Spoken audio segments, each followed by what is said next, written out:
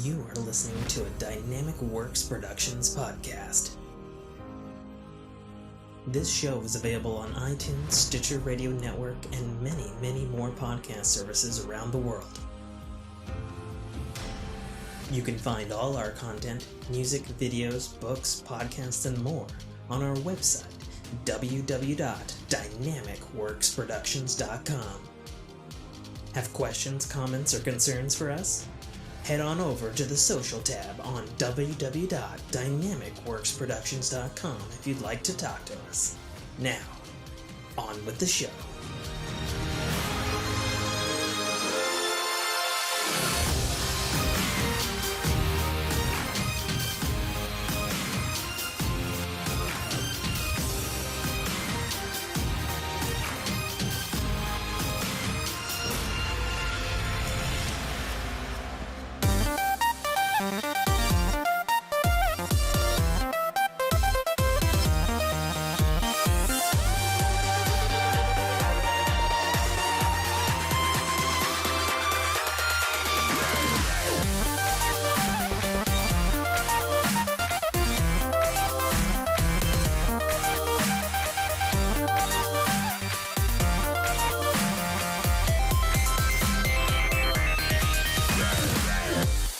What's going on, everybody? Welcome back to another episode of The Fork in Your Ear podcast. I'm your host, as always, author, podcaster, and gamer, Tim K. Trotter. Joining me, as always, the fun day on the not Monday. I don't know. It's Sunday. Nate's here. Sunday fun day, and no, I'm not Mike. We're recording. We're recording on a Sunday. I'm on the mic, but I am not Mike. This is true. As we established pre-show. This has been true for many episodes now. Yes. Not that there's anything wrong with Mike. Love you, Mike. Yeah, love you too, Mike. So yeah, let's get into it. We're gonna spin the ring. There's lots of things on all the topics. We have spun. We have landed on water. Entertainment. The entertainment. Oh my god, I got a lot of entertainment to talk about. So I'm caught up on Picard. I'm caught up on Halo. We can finally talk about Picard. What do you think of it so far? Since you have been out of the loop of it until now, and binging it was probably a very good way to keep up with because it is scatterbrained right now. That's a good statement for the season, scatterbrain. Mm-hmm. Everybody knows I'm a huge Trekkie. Next Gen was my Trek upbringing growing up. Watching it, I think Wednesday nights, family, bowl of popcorn. That's what it was. Yep. And I really liked the first season of Picard, and I am thoroughly enjoying season 2 of Picard. Mm-hmm. But at the same time, it is a shotgun fucking blast of fan fiction. Fucking just, what are we gonna do this season? Are we gonna do a fucking Borg thing? Are we doing a time travel thing? We're doing a Q thing? We doing a fucking Star Trek 4 Save the Whales thing with Picard's crew? What are we doing? Let's do it all. Right. I was gonna say, if that's the question, let's just then the fucking answer do is it yes. all. Yeah. All right, we gotta work in Brent Spiner's character again. Which I must say, I'm of all the characters that have been coming back, and it's really not a comeback character. It's just, Brent Spiner. He's just playing another Soon. Yeah, it's the Soon family, right? The Soon dynasty. Right. I am impressed with him more and more the more I've been watching. He's always been a fucking fantastic actor. That's kind of the thing, though. He's Sure, a very criminally underrated actor, in my opinion. Most people don't know him outside of the TNG universe. Sure. I mean, but he's played Soon several times. And yes. Enterprise. And lore, and he was like a pirate Soon. He had a couple of prototype androids that he used as like fucking pirate people or whatever. Right. He's been, Soon in one version or another, even in the previous season of Picard and like all kinds of stuff. Right. And then even the character development of Data across the series and the movie universe for TNG. Like, dude's got some chops. Yeah, I mean, he's always been my favorite, Brent Spiner and Data, and whenever he's on screen, he's always been my favorite TNG era character. By And far. this season is basically cementing that deal for me. Sure. I will say I love John Delancey Q back on screen, as opposed to the litany of cameos and all the various Star Trek video games and stuff that he has reprised his role for. Sure. But it's great to see him back on screen. Huge fan. He's actually the only TNG actor that I've actually met in person at my very first Star Trek convention. I think when TNG was on, my parents took me to it. Like a fucking Crayola drawing of Q that I got on the sign, and there was like questions, and I asked him why his lips asked him why his lips were blue, and you know, he was lovely then, and I've watched him in other things. He's particularly spectacular, of course, in Breaking Bad. For those who don't know, he shows up and plays a pretty large character in season 3, I think. Never seen the series. Well, you should. It's a good show, as everyone in the sun will tell you. Right. But yeah, no, it's good to just to see him back being Q, and I think. But a different Q, but still the same Q. Again, I mean, there's it's the depth same to the Q, but there's like some malevolence that's like more vitriolic than it's been before, without like going ham into spoilers or anything like that. And I am infinitely interested where they're going with the Q story. I don't know. You're caught up, right? To me, that's the only thing saving the season so far, with the scatterbrainness. Yeah, and given the revelation in the latest episode, and what do we have? 2 episodes left, I think. Something like that. It's a 10-episode arc, right? Maybe 8. I'm trying to remember. Well, if it's 8, it's already over then. We're just going to end on that cliffhanger, which would suck. But I think it's got to be like 10 or 12. It's got to be right? 10. Okay. Yeah, I would think. I'm going to guess 10 because I'm pretty sure Discovery is 10. Well, that don't mean shit these days. You know that. I mean, that's true. Yeah. I don't know what the fucking length of Picard is, but it seems like they're getting close to getting to the end game, whatever that may be. So I'm enjoying Picard, but at the same time, like, Jesus Christ, there's a lot of just plots that are happening because they are. Yes. Like, and they're entertaining. It just feels so ham-fistedly shoehorned into this narrative, and I feel like the supporting casts roles are not as thoroughly integrated into the quote-unquote Picardness of the actual Picard show. Like, it's just kind of like, well, we gotta have shit for them to do. Who's got a fan idea? Let's do this. Right. Let's do that. Let's do this. Yeah, according to the wiki, it's a 10-episode run. Okay, yeah, so they got 2 episodes 10 left. This is 10. Yeah, that makes sense. So. Makes sense. So Picard's great, but also disjointed and potentially problematic as a season 2. You caught up on Halo? Yes. Okay, good. What did you think of episode 5? Big sigh. Okay. Yeah, I mean, I don't know where they're going with this. I really don't. Oh, but yeah, I'm along with all for the stuff, ride. I don't know where they're going either. And again, to harken back to Picard, there's a little bit, it's a little less, but there's a little bit of disjointedness going on there for something that's going to run out. What is that one? That's also another 10-episode season. No, we only get 9 or 9, right? And it's Halo. Like, how are you there's so many arcs now. How are you going to make this work in a season, or are you even going to try? Right? Like, your guess is as good as mine, man. For all the crap we're giving Picard now, at least when season 1 ran, it could have stopped there, and you could have put a bow on it, and it was good. Yeah, we didn't have to have a season 2 of Picard. The first season of Picard was wrapped up fantastically, everything in a bow. I don't know how they're going to do that with season 1 of Halo, or if they're even bothering. If it's just going to be like, we'll see. Yep, we're doing 9, and we're gonna cliffhanger you, and here we go. I mean, we'll know soon enough. Right.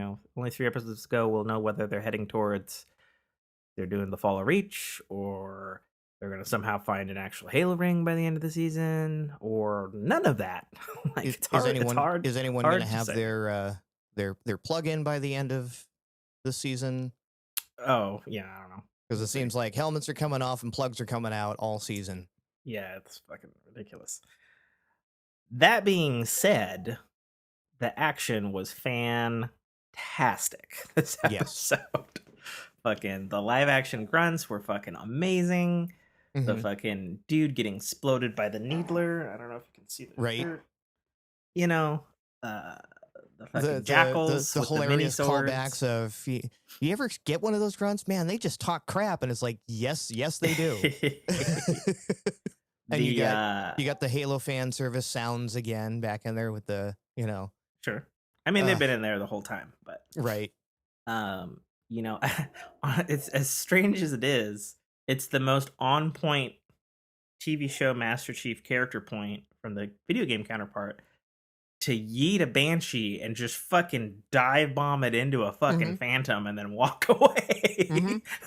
The whole time, like I've got Sergeant Johnson in the back of my head, for Brick, you threw pretty good. Right. Like it's you had vehicle jackings. Yeah, it was. yeah.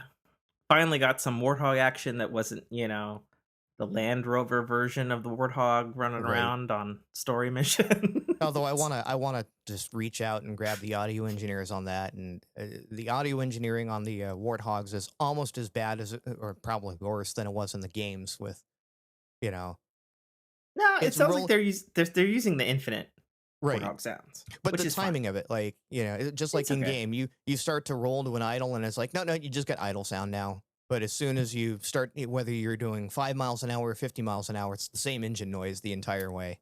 I mean, at least it's not the hairdryer. That's true. That is true. The Halo 1 hairdryer. Let's us forget. Right. Yeah, because I think Marty just recorded like a shitty hairdryer and pitched it up and down because they were on a time crunch to crack all the sounds out and stuff. Oh, I've seen some Vidocs and whatnot of how Bungie does their sound design. It's like the shit that they come up with. Like, Oh yeah. Well, I mean that's just sound design in general. I mean, even if you go back to the greats, like I guess one of something, the guy who weapons did in Star Destiny Wars. 2 is a breast pump, Okay. right? And it was just Well- one of those things, or environmental noise was a breast pump. Well, it's just like they used a pug in Halo Infinite for like the gurgling sounds of some of the wildlife and then also the grunts. Like, and I was like, okay. But yeah, I'm enjoying Halo. Cool. I'm again very curious to see how they're gonna bow this up. And we got to see we'll Chief see. in his helmet more. Yeah, good. Yeah, we've now had 2 scenes of the behind Chief, helmet down to the side, visor facing the camera, all like video game cover. So yeah, but yeah, I don't mind that stuff. Yeah, the artifact and shit like that. Like, okay, like I did mind him attacking Halsey. Because like our chief would just not do that. But as fuck. As people have pointed out on Reddit and Twitter, well, they're going down the storyline that he didn't know. And this is a big surprise to him, and he has emotions inhibited. So that's reasonably logical for that to occur. Correct. And it's like, yes. Yes. But I don't want to see that. But like, sure. Other people are like, okay, but it's logical. But in a way, I'm waiting for the next episode to see how pissed off he is at Cortana for, oh, you just shut my shit down. And Halsey put you in my head, right? Yeah, we glossed over that pretty fast. So we'll see what happens, and obviously what happens to Kai, because she had her fucking breakdown, which is great. That's what should have happened because she's already like, and then okay, so a niggle that I have is Chief's like 6 feet away from fucking Halsey and Keys. And he's like, Cortana, what are they saying? And I'm like, you're a motherfucking superhuman soldier. You Mhm. have enhanced hearing, you dumb shit. Mhm. Like, but apparently not this version. So, No. yeah. Oh my god. So dumb. But anyway, I think this was a peak episode. You know, we've been kind of doing up and down the whole season. Mhm. This is definitely a peak episode. Um, I think pretty much all the fans are unanimous in that the Quan subplot with Soren is Mhm. the dumbest, poorly written piece of garbage. Isn't that like Like, it's ripped off like right out of a Mandalorian scene at this well, point. but it's shittier than that because it's like, oh, I still want to fight against the UNSC. I'm still mad at them, even though my fucking father was gutted by a fucking Right. elite energy sword in the Covenant. Mhm. Fuck them, oppression. And it's like, Mhm. she seems like a fantastic actress. Like, she, God bless her for going with these lines and just die hard conviction on them. But fuck the writing on that. Holy shit, it's so dumb. Mhm.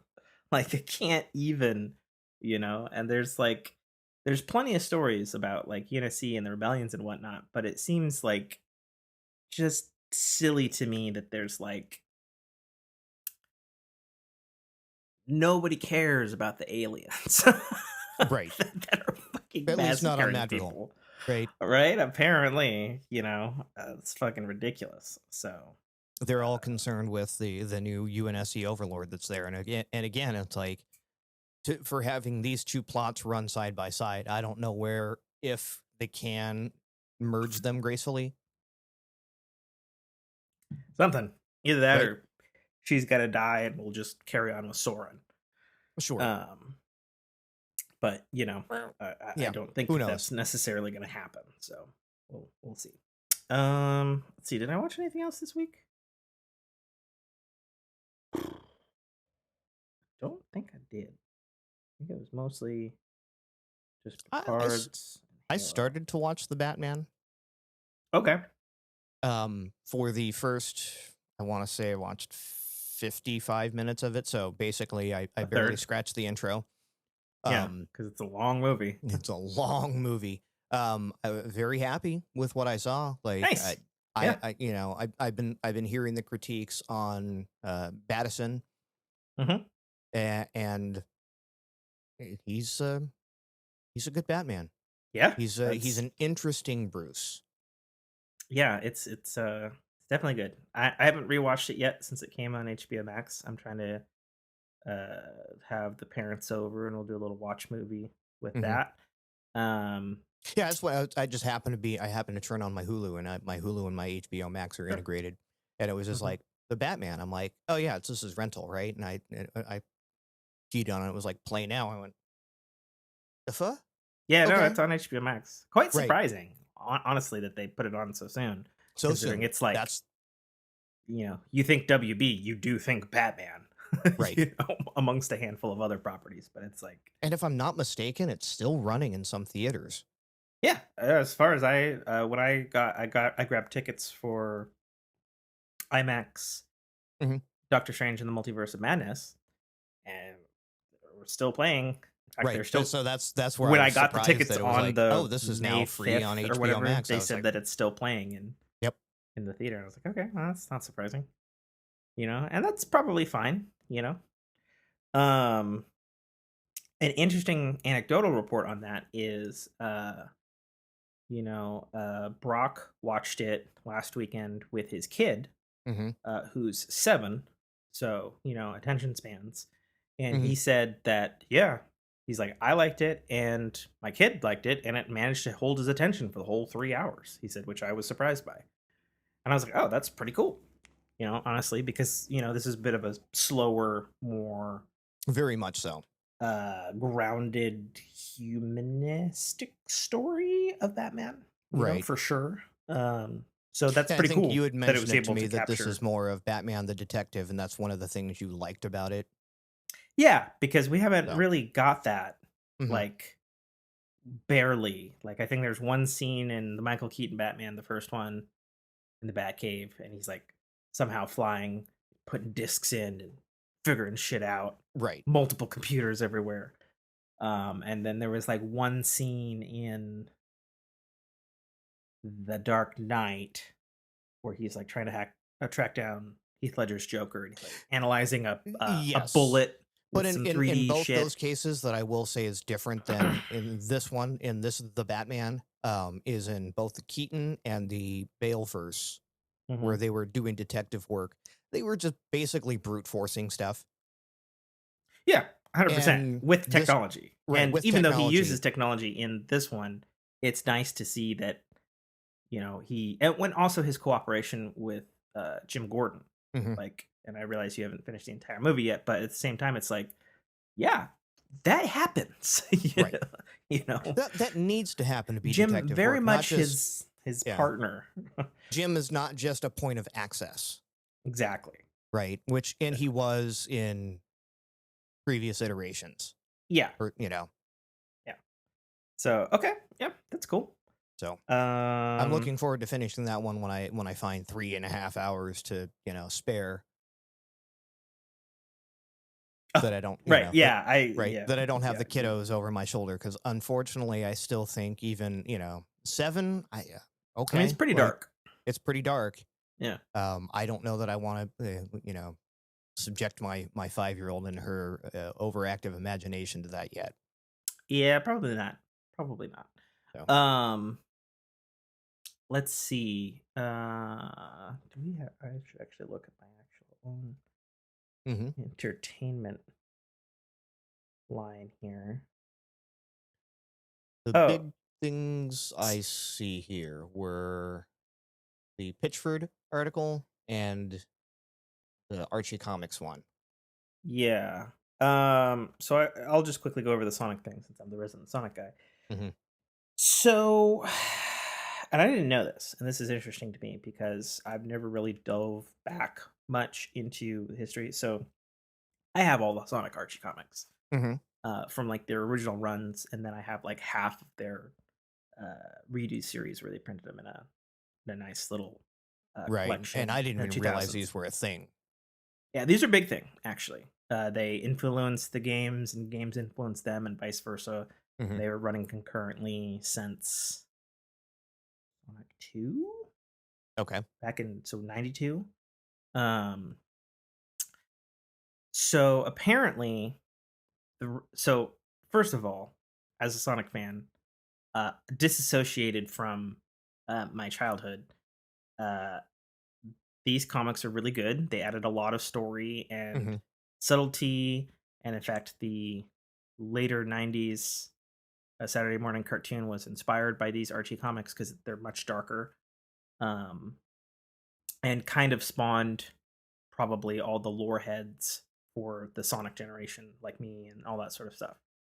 That being said, I didn't know that this great writer is a total dickwad. So apparently, And like, that's putting it lightly from yeah. what I'm reading. So the long story short is, this writer of the Sonic the Hedgehog comic book that was in Archie Comics, which abruptly ended in the early Right. 2000s due to a legal dispute between this author and Sega, which is also at fault of Archie for keeping absolute shit Mhm. paperwork as a business. So Archie, quote unquote, had a license to have the rights for Sonic the Hedgehog in the United States. Mhm. But the work for hire contract that this author had for the Sonic comic uh, was very loose, and basically he created over 600 characters, original characters for the Mhm. Sonic the Hedgehog comic universe, uh, which a lot of Sonic fans know about and stuff. And at some point in the early 2000s, um, Sega was incorporating some of these characters into the video games at the time. And then the writer was like, okay, cool. And where's my money? And then Right. Sega was like, the fuck? We own Sonic and you created that within this universe. And he went, nah, look at my contract that I Right. signed with Archie in 1992, and then Archie went, we can't find the original contract. And then they tried to forge a contract, and then he won a suit. And so these 600 characters that he created, so minus Sonic and Tails and the main ones like you would see in the movie and stuff. This dude owns all these Sonic characters, quote unquote. Sure. And in fact, he's starting his own quote unquote universe with these same characters because he owns them. It's called something dumb or something. But anyways, all that's to say, that's why Sega pulled the Archie comics in the early 2000s and gave it to IDW, which was a shocker to me because I was reading up to that point, and then suddenly, what? Where'd my comic go? Right. Where'd my fucking subscription go? What the fuck? And I never knew why, and until this article came out, and for whatever reason, at some point I just let it go, and I didn't even investigate it myself because there's been some stuff. There was the first suit that this guy won against Sega and Archie, and he won these characters, and he won a bunch of money. So this is rearing its ugly head again because he's going to sue Paramount. Right, because Knuckles is one of his creations. No, not Knuckles, but the Echidna tribe, his dad, and the storyline involved with it is very, very similar to the Archie comic that he wrote. Right. And so it's hard to say how far that's going to go because obviously he did win one suit, but this is also like old comic book company, old video game company rights or whatever versus Paramount. A giant movie company that probably has that legally locked down like nobody's business. And to contextualize this for someone that may not be familiar with that, like I wasn't, this would be like Bungie suing Halo for some new character that 343 created. Yeah, exactly. That it is a kind of similar simulation or situation to that. Right. When 343 bought it, they had Master Chief, they had Cortana, they had all the the tried and true cast. But then what was it? The Prometheans weren't Bungie. Correct. So if Bungie were to turn around and make if they were to ever get the game back or make a show with their part of the IP and use Prometheans, so guess who's going to be suing them? Yeah. Right. We're already having issues with, I guess Marty was suing. So that's over, by the way. Right. But it's over as of last week, actually. That Marty O'Donnell and Steve Salvatore, the legendary composers on the Halo franchise during the Bungie era, were suing Microsoft because they were claiming that their royalties were not getting paid to them by Microsoft for like the last 4 years. Right. They just stopped or something. And Marty actually had a thing on Twitter last week that was like, hey, we've resolved our legal disputes with Microsoft and everything's all good, and we're all good, everybody's happy now. Right. I was like, and then the Gregorian chant comes out in the series and it's just like, oh, here we go again. Well, and that's the other thing. So there's fan speculation, obviously unsubstantiated, that one of the reasons there's not a lot of quote unquote iconic Halo music in the TV series was because of this legal ongoing dispute, which is then later complicated or counter argued against that. It's like, well, if they didn't have music about the Halo stuff in the Halo show, then how does that Infinite that just came out in December, how does that work? Because there's a fuck ton of Halo music in that. How does this, and who knows, and we may it comes down to never who owns the right at one point in time and for what use. Can 343 continue to use Marty's music in Halo video games because that's what it was written for? But as soon as it's sold out to a television production, are there royalties outside of the original contract? I mean, that's a fair question, honestly. Right. That is a very fair question to say. That's the issue was, again, Marty's contract said you get paid royalties. And granted, they weren't paid, but you get royalties for any time we use your stuff in the Halo video game franchise. Mm-hmm. Yeah. So does that still apply to the Halo TV show? Because is it derivative at that point? Is it, the game is part, or the show is part and parcel? Sure. Who knows? Well, and honestly, the royalty thing is a bit of a oddball within the video game industry because, when you think of TV shows and movies, all of their actors, they get royalties when either it's on for a certain time or it airs or it makes certain amounts and all that sort of stuff. They continue to get paid for their participation within the project. Mm-hmm. And generally, in video games, music composers do get royalties, but that's not always the case because I Right. know of many really great music composers that is like, nah, I got a one off.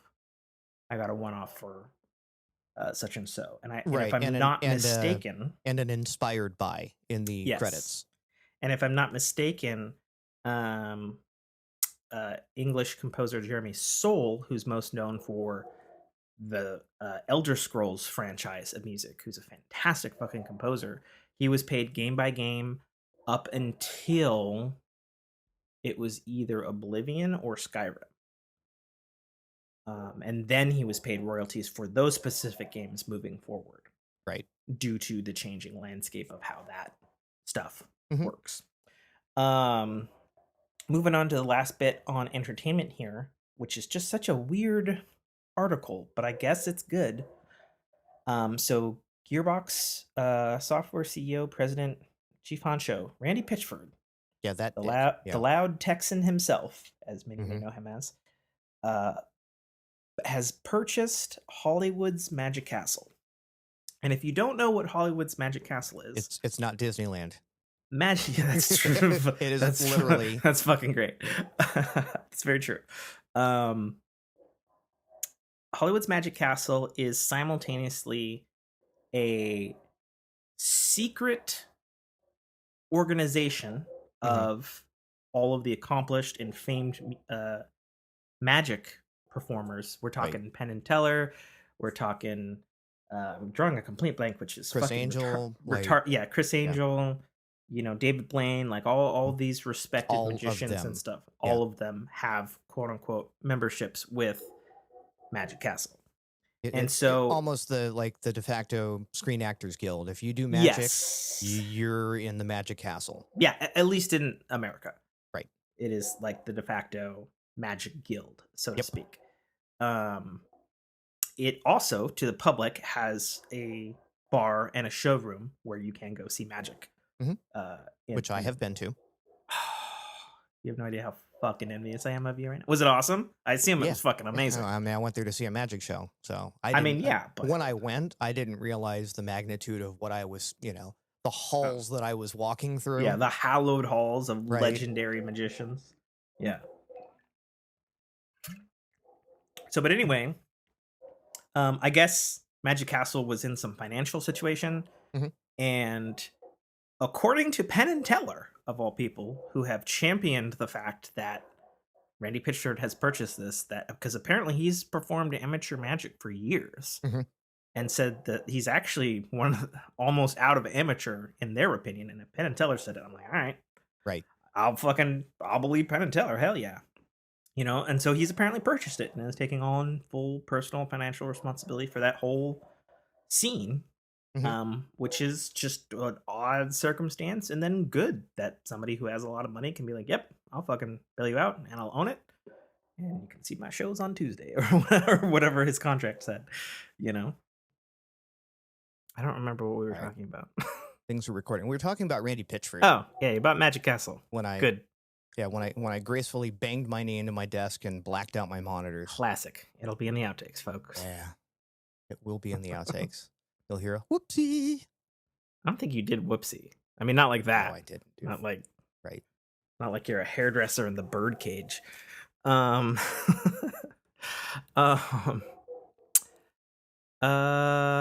see. Did we want to move on for this or not? Hold on. I'm pulling back up our Discord here. There we go. There's nothing else in our Discord. But yeah, so like Randy Pitchford buying Magic Castle, that's it could be objectively a good thing. He's got the money to invest into it, and it's from what we're being told by two very good masters of the art, that this is objectively a good person to own it. As much as Randy Pitchford's not known for being a good owner of anything. I mean, Gearbox has had its up and downs. That's for sure. I would liken this to, Jay Leno and his partnership with Carroll Shelby kind of thing, right? I'd don't know that. I don't know that story at all, so I don't know. So I don't know what that okay. means. Well, it's lost on you as a car thing. Okay. Is it a car?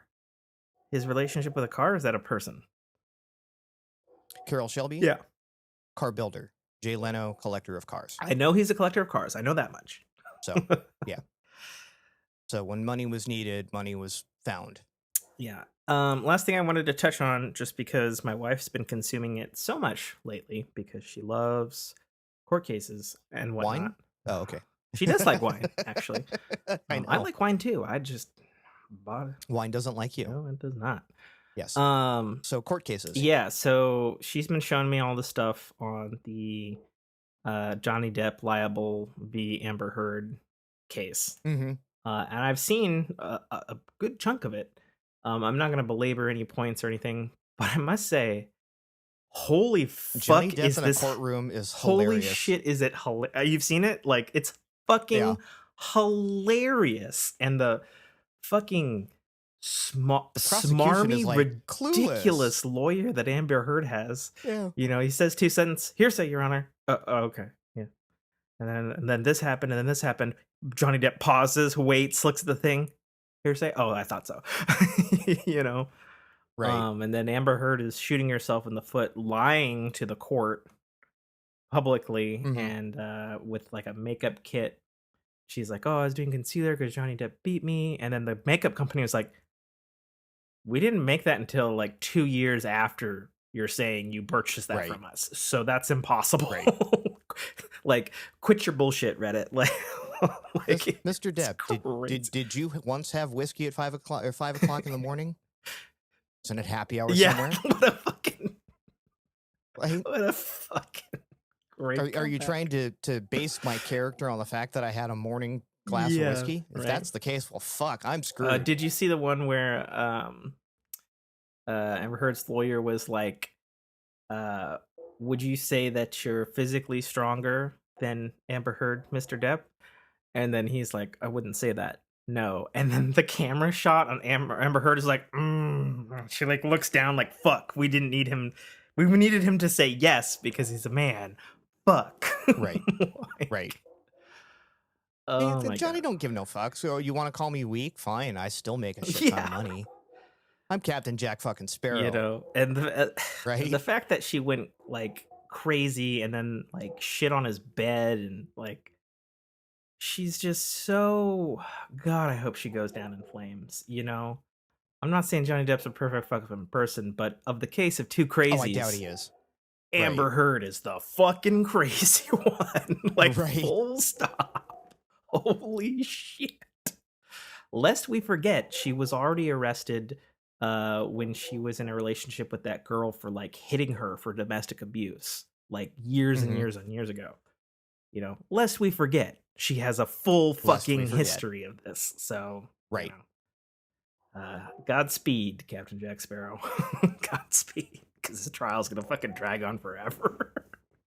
Right. Oh man, so ridiculous, but super entertaining. At least super entertaining. Oh my God, it's like a fucking more of it. Judge Judy episode. Like, what the fuck? Like, I'm catching clips and edits of it, and it's like, it makes me want to just go back and just watch the thing unedited. I mean, some of the stuff is, you know, not all of it is super funny. Like, there's one from the one of the best friends of Johnny Depp, and he like breaks down like crying about like how like Johnny would like book 2 hotel rooms whenever he was on a shoot so he'd have a place to escape to if she went crazy. And he's like, it's fucking nuts. Like, the relationship is fucking nuts, you know? And he like cries on the stand, and he seems legitimately like, just, this is fucked. Please fucking stop, you crazy bitch. Right. You know? So I don't know. We'll see. Because then Amber Heard tried to bring she called her like own assistant to the stand, and he was just like, no, she was really mean. She denied me pay. She had kept me all these crazy hours. She was screaming at me. She's like, I'm never gonna pay you. He's like, I wouldn't work for Amber Heard again. And Amber Heard's like, fuck.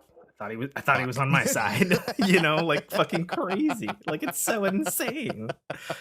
Like, it's just cavalcade of shit. And then there was a thing where that during Amber Heard's lawyer interrupting Johnny Depp, like all the time, and then they take a session for 5 minutes to try to find some piece of evidence that they couldn't find. And Right. it's like, holy shit, did she go to fucking Lawyers R Us or some shit? Like, what Something like the that. Yeah, they're blaming Johnny Depp, like, quit wasting the court's time with these meaningless questions, and he's like, Did you see the other one where it's like, is that your signature on the divorce document? He says, yes, sir, it is. Is that your signature on the court document? And Johnny Depp's like, what? Like, yes, it is. And you're like, okay. But is that your signature on the court document for the right, divorce? And he's like, for the third time, that is right. my Do you want to ask signature. again? And then he Yeah, did for a fourth time. yeah. And he's like, and Johnny Depp starts shaking his head. He goes, yes, it is. And he's just like, oh my God, this is Right. the worst fucking thing. So anyway, I'm obviously Team Depp, but Right. all right, where'd the ring go? I'm Team Don't Care, but I'm leaning Team Depp after just watching the bit that I have. Because again, when it comes to Hollywood, fucking anything is possible. I don't, I can't sort crazy from crazy in shit like this. So I just go. You are All correct. right, Anything is possible. let's watch the tapes, see what comes up. And now after watching the tapes, it's like, well then. Well, and I remember all the crazy shit like a few years ago with Johnny Depp's co-star from The Lone Ranger. What's his name? The lead dude in that, opposite Johnny Depp, and he was like, well, the cannibalism shit or whatever, and it's like, what? Mhm. that's a specific one. Like, Mhm. what the fuck? All right, let's spin this ring. Fire. Life stories. Fire. Oh boy. How's life been for you? You went to a reunion I last hosted night, it. hence the reason we're recording. Yeah, oh, you hosted Yeah, it? I didn't go anywhere. I hosted it. Oh. Clean my whole house top to bottom. Been trying to wrangle this since last October. Just everybody being adults now and different lives and So whatnot. what year reunion is this? I don't know, to be honest. When we were all talking about it, so What year did you graduate? that's not how it works. And I don't remember, to be honest. So Okay. since we're reading between the lines here, I hosted a reunion for my Boy Scout troop, DXVI, which is in Roman numerals, which is a weird one for Boy Scout troops because they're usually not. Because there's also another 516 in the area. And nobody wanted to yell at each other and make them change their names, so we went Roman numerals, which made us look cool as Boy Scouts because everybody's like, what? Why do you guys get Roman numerals? We get numbers. It was basically an accounting error. But anyway. Wait, how did you guys get numbers, but we got numbers? I mean, it was on the patch on the shoulder, so it doesn't. Right. Anyway. So as part of the Lightning Patrol unit in that troop, and all of the people at my reunion, besides one, actually made Eagle Scout in that patrol, in that troop. And that troop, we actually joked, even though it's not a true joke, we joked that they were giving away Eagle Scout badges like fucking cookies in that troop. But that's not true. It was a ton of work for all of us. But that troop, if you wanted to make Eagle, that was the troop to do it in because we had a lot of good leadership and all sorts of stuff like that. And then as far as graduating, as Nate incorrectly put it, so basically you have until you're 18 to attain the rank of Eagle Scout, in which case you can no longer obtain it. Gotcha. So, well, hold on, to save a little bit of face here, you didn't specifically say it was Eagle Scout. You just kept saying reunion, reunion. Yeah. So my assumption when I hear people of a certain age talk about reunions, it's 99.9% of the time. Yeah, it's a high school reunion. Yeah. So that's on me. Well, I don't have anyone to reunion with at my high school besides myself and my mom, so that doesn't really work. Gotcha. Be an interesting reunion. I mean, I see my mom often enough, so it'd be like, hey, cool. So, I don't know. So yeah, so we actually were talking about it because it's been so long. So God, it would have been like the late 90s to maybe like 2008, something like that, kind of range, because some of them that were there, they got it super early, like before they were 18. Others like myself and a guy named Matt, we got it like days before we turned 18 and Right. stuff like that. Um, so yeah, so it was interesting. And some of us, we asked, and they're like, "Yep, I made Eagle. I don't fucking remember when." And it was interesting what we remembered and what we didn't remember and stuff. And but no, it actually went off without a hitch. Hmm. Everybody that I was able to wrangle, track down, get a hold of, whatever, everybody showed. We had like 9 people, I think, total. Um, Okay. and I managed to. I was trying to do like a little photo slideshow thing to like jog everybody's memory. Then I realized I had no fucking photos of this time period. So I called my dad, who I recalled making meticulous photos and stuff, because my dad was like digital in '95. Um, Hmm. and I was like, "Hey, do you still have like all of our scout photos somewhere?" And he like points to a box behind his computer, and he's like, "It's in one of those 9 hard drives." And I was like, "Fuck."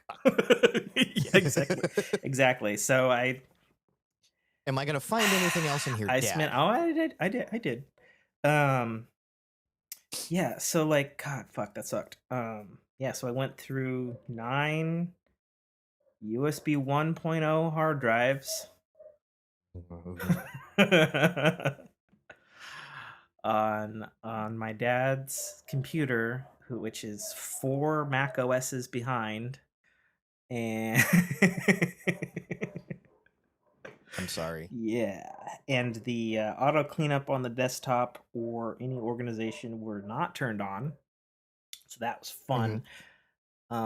I managed to recover about 950 photos across That's pretty 3 good, actually. drives. Yeah. Um, Basically, I would find stuff in a hard drive and then I'd transfer it to his desktop so then I could put it on my USB stick. But then like I was over, my wife came with, and we were all talking to my mom, and then my dad like goes to his computer, and I hear him say at some point, like 3 hours into I'm doing this task, because it takes so long to transfer on USB 1.0.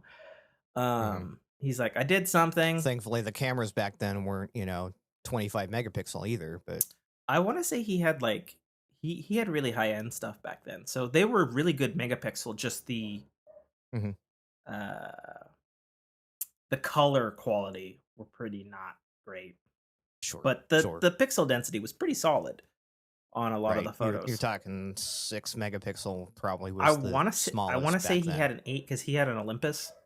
Yeah. Then Yeah. with the Sounds about full right for the lens, era. yeah, he had an Yep. 8, and I want to say at one point he had a 16 megapixel Pentax, which made pretty good cameras back then. Hmm. Um, Still do. oh, I didn't know they still made cameras. But anyway, like I said, we were talking, and then we were talking to my mom, and my dad was in the other room, and we hear him go, "I did something." I'm like, "That doesn't sound good." And I come back, and I was like, "What did you do?" He's like, "Well, the download stopped." I was like, "What did you do?" He's like, "I bumped the hard drive." I'm like, "Okay." Oh boy. So I had to start over. Right. And I'm assuming you're copying, not moving, because you're not trying to wipe out the collection. Well, if you move from a drive to another drive, it's always copying, unless it's a No, no, Windows no. thing that I am forgetting. No, when I move, once a file is moved, it comes off the other drive. So if it fails, Oh, you just pick up what's left. It doesn't wait till everything oh yeah, copies to Macs delete don't do from. that, dude. Macs don't have a Every move. PlayStation that Macs do way. not Okay, have a move button. They gotcha. have a copy, and then So there's no way of comparing where you stopped to not on his OS. pick up where you left off. Yeah. On Okay. the current OS, there is That a resume sucks. feature, Yeah, but that sucks. on his OS, no. So it was just full stop, corrupted, start again, which I did. Fun. Yeah. Yeah. So I eventually got them, and then I had to go through them and see which ones would actually function, which was not all of them. Hmm. Because some of them were like in a Right. weird like .pxl file format, and I was like, what fucking format is this? Okay. You know, Apple Photos was like, I don't fucking know what this is. Right. Or Apple, you know, and back in that day, Apple doing Apple things, going, we have this new file format that we're sure is going to take the industry. No, because all of the folders were straight from the DCIM cards. Oh, okay. Like they were copies from the DCIM cards. You know what I'm talking about. Anybody who's taking a photo on a proper camera, that's what it always names it. I don't even know what DCIM stands for. I feel like I probably should know. I'm gonna Google that. I'm gonna Google that right now. Do that, because I don't know. It's ubiquitous to. It is ubiquitous. Cameras. But yeah, even some cameras back in the day had these, you know, weird formats for compression to save space on proprietary, or even non-proprietary SD cards. So it's a very straightforward definition. Digital camera what? Nope. not even close. Okay. It is the data center infrastructure management. Okay. I'm like, okay. Yep. That's 90s as fuck. Yep. Actually, I'll just look up when it did come out. It probably came up way earlier than the 90s, I bet. I bet it's older than 90s. Just because I don't have a name on this. Oh, Wikipedia, you have failed me. Okay, well, good enough. So anyway, I got those on there, and you know, we had a good time, and we made we had 2 foods that we made in Scouts far too often because we were lazy. We did baggy omelets, which, if you don't know, is 2 freezer Ziploc bags. You throw the fucking egg in and you boil it in a fucking pot of water. No mess, no fuss. But your egg tastes like fucking shit because of the plastic bag. I hated them with a passion. I just want that on record. And then we did smashed tacos, which is taco, but then you have tortilla strips and you just fucking all throw that shit in a bowl. Smash it, serve it. Yeah. Deconstructed tacos, yeah. So we did that, but you know what we call those down here? Nachos. Oh, okay. Yeah. I mean, we didn't usually have like sour cream and stuff like that. Like, you know, American. Well, then you're doing your tacos wrong. I mean, I'm told by the wife that is a very white mentality to put sour cream on shit, because real nachos don't have sour cream, apparently. Okay. You know. So yeah, so we did smashed tacos, and you know, we basically just talked and had good old big time. And I was definitely right to postpone the podcast because people stayed till about 11:30. Yeah, no problem, no problem there. Yeah, I kind of figured. I was like, I said 9, but you know, I was like, no, these fuckers ain't gonna get out of here that fast. Right. So of all the old troop, are you the only successful author podcaster of the bunch? I wouldn't necessarily say that. I'm definitely the only author. But actually, one of the members, Sean, was actually my first co-host ever in podcasting. We did the Kotakuite podcast for like 5 years together. And so he's still doing podcasts? He doesn't do podcasts, but he's been a professional musician for a long time, and so he does gigs, and he's mentioned something about some business that he has in a city nearby called Tacoma. We didn't really get into it. It was a lot of like talking to somebody for 5 minutes, moving on to the next person, talking for somebody for 5 minutes, moving on to the next person, rinse, repeat until it's like late and everybody needs to go home. Was kind of, so it was a little scatterbrained for me, but I feel like I got in a bunch of time with a lot of people, so it's all good. It was good. And I was a little bit nervous because some of them I've kept in amazing contact with over the years, you know, and others not so much, and then others hadn't stayed in contact with each other over the years.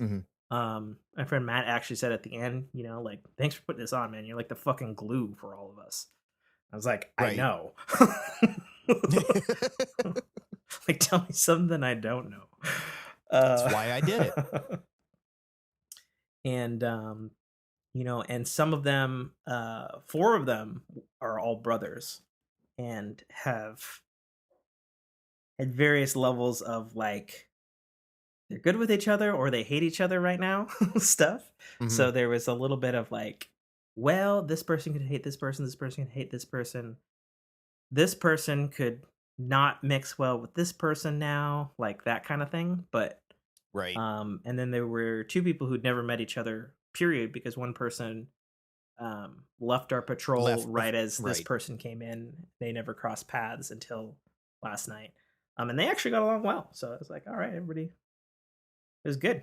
A lot of laughter, lot of having Reminiscing. 3-way jokes and Where was the wife during all this? she was at my sister-in-law's because Okay. I She knew better. stupidly had been planning this for about 2 months and it landed on April 23rd, which is apparently my sister-in-law's birthday. So Okay. she was off at that. But Okay. Well, that probably worked out for the best. yeah, probably. So yeah, it all worked out. And it was good. It was lovely. It was, nothing went horribly wrong, which doesn't usually happen for me. Right. Usually there's You something. don't have to replace any Usually there's windows something. or buy any new dishes. Yeah. Yeah, well, I made sure to go paper. Right. I was smart. I was like, all right, wife, get some paper plates, some paper bowls. Got some Kirkland Didn't have to crystalware. get any. Yeah. Didn't have to get any blood stains or puke stains off the carpet. Yeah, no, That's a win. People were pretty tame as far as booze was concerned. So, yeah, it's good. I don't have anything, got nothing bad to say about it. Actually, Nice. Yeah. Tim, the party planner. Add that to the resume. Oh fuck no! Author, Do you know how much podcaster, party stress planner. I had? Like I was sweating. Like when my wife left, she's like, "The party hasn't even started. It's not for like an hour. You're sweating fucking buckets." She like felt me, and she's like, "Your heart rate's high," and I was like, "Yeah, I'm just fucking nervous." She's like, Right. "Stop it," So yeah, that's pretty much the life thing I can think of. I feel like there was something else I was going to talk about before this reunion thing, but I don't remember it. So it's probably not important. Yeah, I'm just scrolling up in the channel. I don't see a whole lot of nothing in server other than we're talking about how far people drive for work. Yeah, and that's old. Yeah, that's old. Yeah. Okay, fair enough. What do you have, Monsieur? I Oh wait, I know. Never mind. If you want to get into it, it's up What? to you. Because we had a What? call earlier this week. Oh, the with my manager and all that stuff going on. And all the stuff Or going on. Yeah, it's up to you. Whatever you want to talk about, man.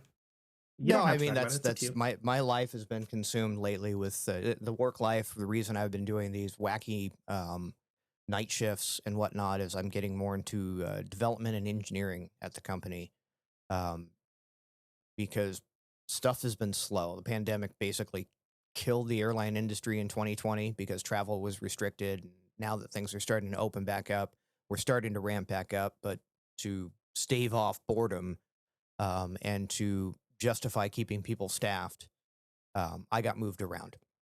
And, it's been fun and everything, but yeah, like those graveyard shifts were just absolutely killer. I'm looking at probably going back and doing another one middle of next month. Heads up, by the way.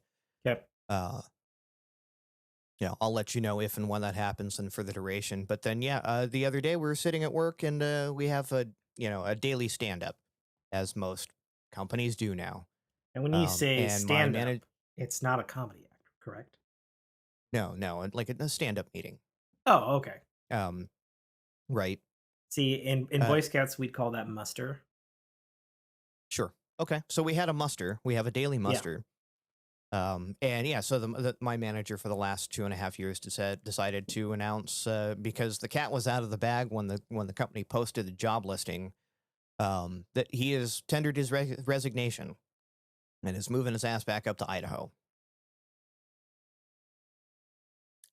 We're doing this in the middle of a buyout, which means we're going to get, I don't know what we're going to get for a manager, who if it's going to be brought in by the existing company or if it's going to be someone that's going to be vetted by the company that's buying us. And it's just caused all sorts of, like, nobody knows what the F's going on, and that's supposed to take place sometime in June. In the midst of, we are about halfway through our union contract, and so the company has, because of the buyout, and anyone that has seen the movie Office Space will get this reference. We have a couple of Bobs on the plant. Okay. Right?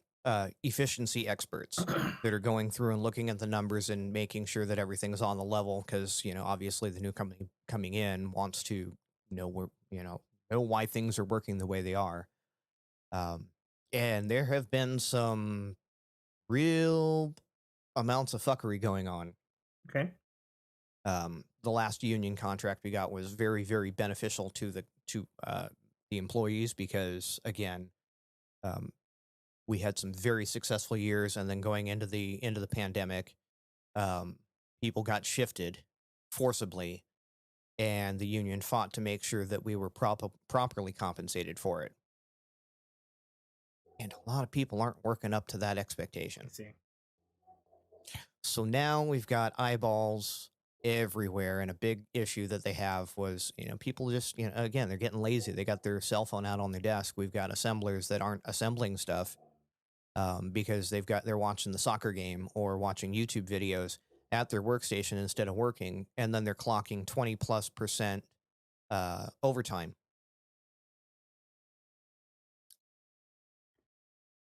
But then the next line, which is my department, which tests those parts that they're supposed to be building that they're working 20% overtime on, we don't have anything. So why? Became the big question. And the Bobs aren't happy. And the managers aren't happy. And of course, it trickles down to everyone else because we're slow. Yeah, we fuck around too. We should. We're getting everything they're sending our way out. And then we have a lot of downtime. Yeah. So, in corporate world, if you got people standing around, they go, "Why do we need them? Let's start talking about cutbacks." Yeah. Right. But then we kick it back up the chain and go, "Well, we've got the orders, we've got the business, we just need the parts." So it's just been, I don't know how this is going to survive. I don't know how I'm going to survive on it. Like I at this point, I'm waiting for something else to drop in my lap that I can find a way to walk away from this. Yeah, I hope so, dude. Without I hope so. Without too much damage. Like, come on, Tim, let's get this podcast making some money so I can just retire already. I'm open to open to some ad deals, suggestions, man. please. Like, right? hey, man, you have the co-host title. Like, I'm. Yeah. And then on top of that, if you got suggestions, I'm down. The house life's been fun because every week, wife's a teacher. We're getting into the end of the years. Again, they're dealing with pandemic stuff too. Yeah. Trying to contain outbreaks with that, and then it's you can't catch a break. Good times. And it really, it just drags down the house. Like I right now I walk out of this office and look in my living room, and it looks like a tornado blew through there because neither one of us are motivated, because the depression has hit hard. So no shame in saying that, it happens. Yeah.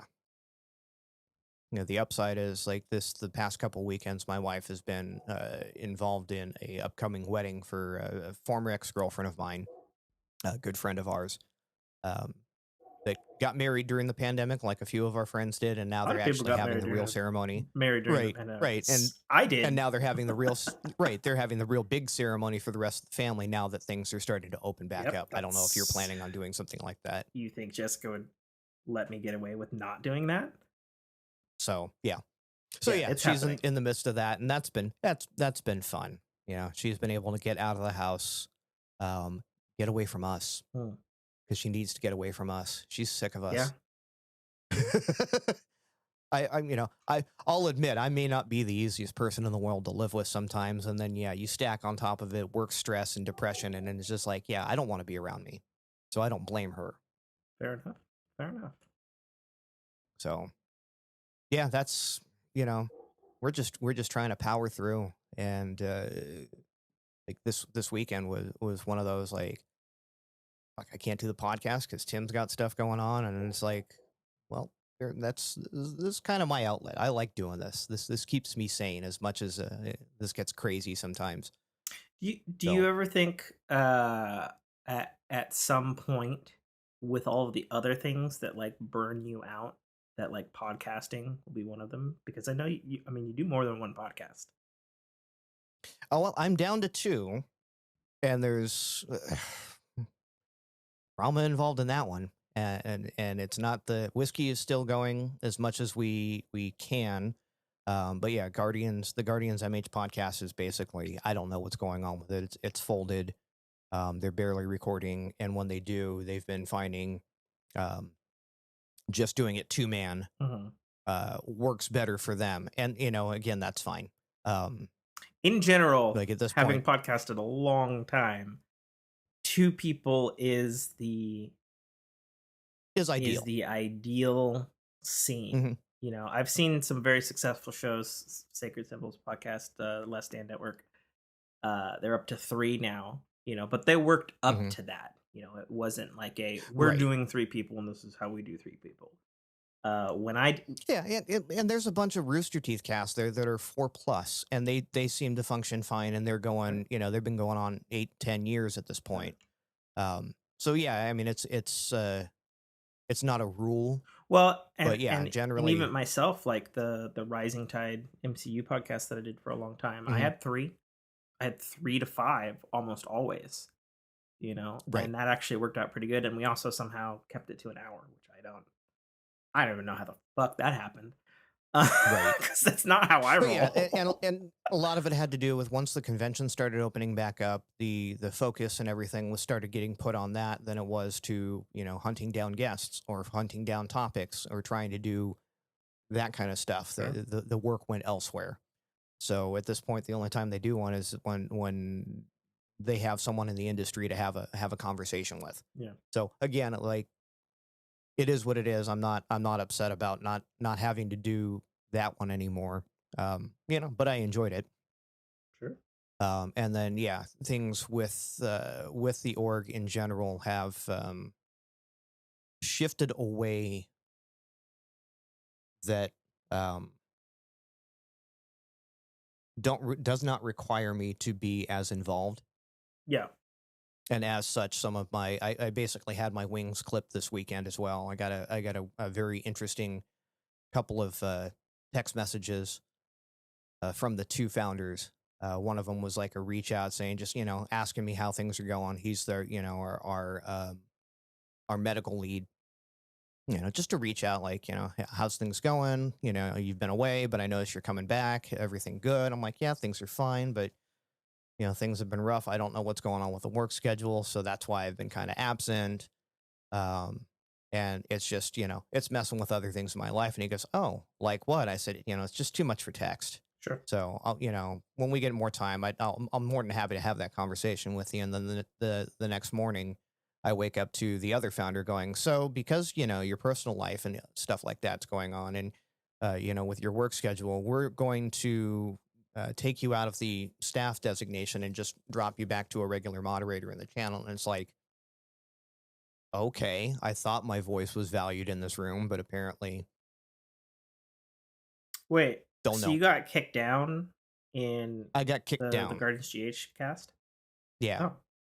In the whole server. I'm just now a moderator lead, whereas before I was the director of all of the volunteers, which granted, I haven't been able to really focus a lot of time on. Okay. So again, it's like, it stings. It fucking stings a lot, but I understand it. It just, the way it was communicated was just so shit. Like, you didn't even give me an opportunity.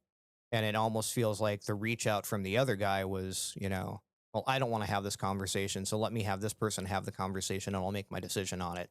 Gotcha. So I don't know. You know, again, there's a lot of work that goes into maintaining the org and trying to keep it, successful. Uh, so sometimes you can't be gentle about things. You just got to make a decision. You got to make a decision on the fly. Yeah. Again, like I said, it stings. I get it. Okay. So, Well, again, the upside is I don't feel so obligated to, be pulled in so many different directions. It gives me a little more um, free headspace. I get some real estate back up here that I can just start chewing on things and maybe start getting back into being creative. Okay. I haven't streamed since December. Yikes. I have, I have this nice setup here, the Yeah, camera, you the have audio, a everything was set. I proper finally got it done, setup. and then I've streamed twice on it. Right? But it's just like, it's just such a shame. And but again, it's just, I've been so mentally exhausted by all the pies I've got fingers in. Yeah. So it's almost a blessing in disguise that I'm now able to step back from this kind of stuff. Okay. Well, so yeah, life rolls on. That it does. And And other shows must go on. right. But yeah, like we're recording today because when you had your reunion last night, and then this morning, I thought we were going to record this morning, and I got informed last night that we were going to what's called a Touch a Truck event. What? Touch a Truck event. And were basically, trucks touched? Yes, many trucks were touched, and they were touched a lot. Appropriately? Yes. There were dump trucks, there were cement mixers, there were lifeguard trucks, it's basically an event for kids to go out and they can actually get up close and personal with fire trucks and, cement mixer, all this stuff, right? So I grew up with a lot of military friends, and so we'd go on base all the time. And right. they had it. Think of it like an air show and shit like that, where you go and you get to climb in the airplanes and they didn't stuff. have like an air show, but they had one where you could like get up in all like the tanks and the jeeps and shit, and they just had them parked exactly like that. There were popcorn and shit.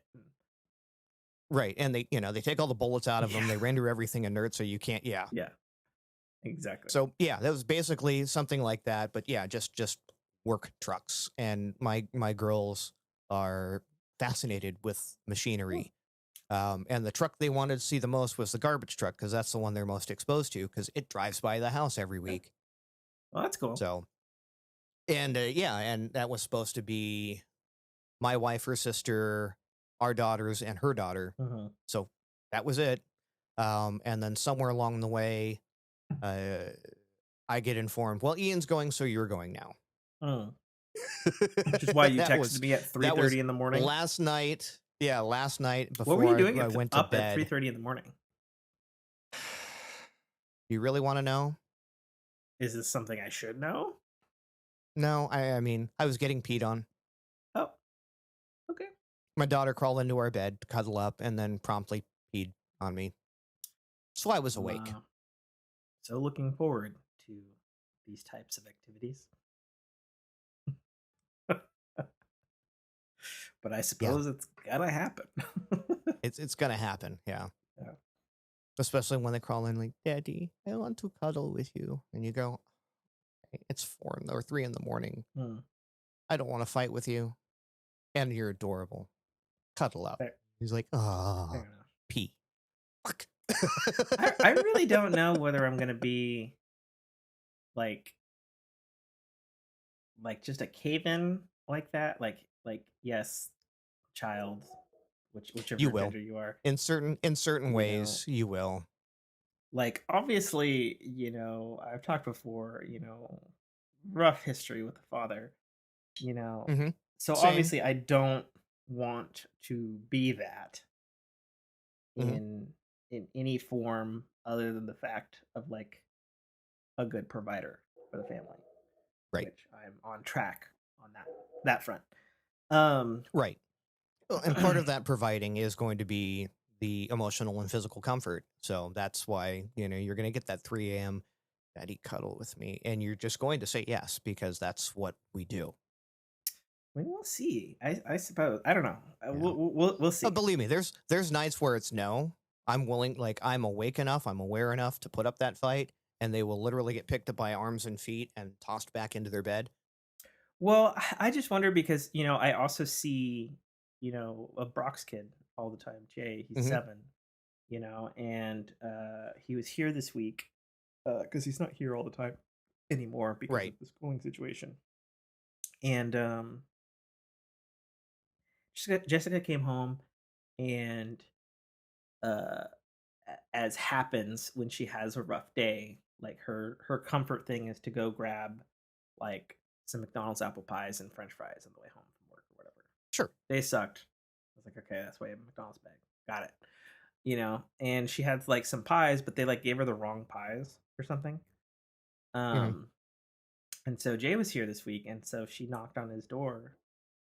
Apparently after talking to Brock, like, hey, I have some pies. I don't want them. Your kid want them?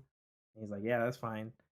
And she knocked on Mm-hmm. his door, and she's like, hey, do you want some pies? And apparently he was like, yes. Wait, is this a trick? Did my dad say it's okay? Like, did he really say it's okay? I have to be sure. Right. And I was like, that's actually pretty fucking awesome. Like that kind Right. of training, because I know Brock is very tough but fair on it, And it's that's the key part. You can be tough, but you have to be fair. If you're just irrationally tough, well, yeah, and that's how I feel about my father. So it's like I don't know, mm-hmm. How to. I don't know. We'll see when we get there. I suppose it's right. It's fast. You definitely figure out a lot of things on the fly, much like Brock had to, and even more so in Brock's case. Sure. Like, knock knock, you're a dad. Surprise! Surprise! Right. Yeah. So I don't know. It's gonna be interesting, I suppose. So, all right, spinning.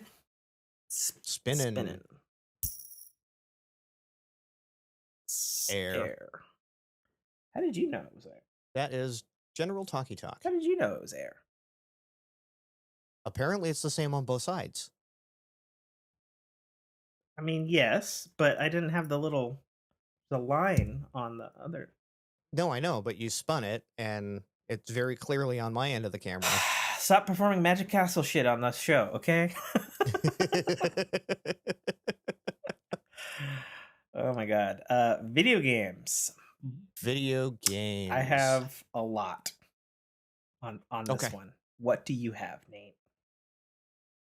I have gripes and grievances with Destiny 2, and we started getting into the conversation about DLC and how much you're spending on a video game these days. So what did Destiny 2 do to you this time? Where did the bad man touch me? Which right part of the truck did it touch you on? In the exhaust pipe. Oh, okay. With the banana. It's a very specific name. Oh, yeah. That's one banana or two banana? Well, it depends on how well endowed the banana was, I guess, right? Sometimes, was it a green banana? Was it a brown banana? Okay, right. Enough of the banana. And really the problem isn't Destiny. It is in my case because that is the game that I play. But the industry as a whole is just starting to go to this weird, we're making you pay a subscription without making you pay a subscription. Mm-hmm.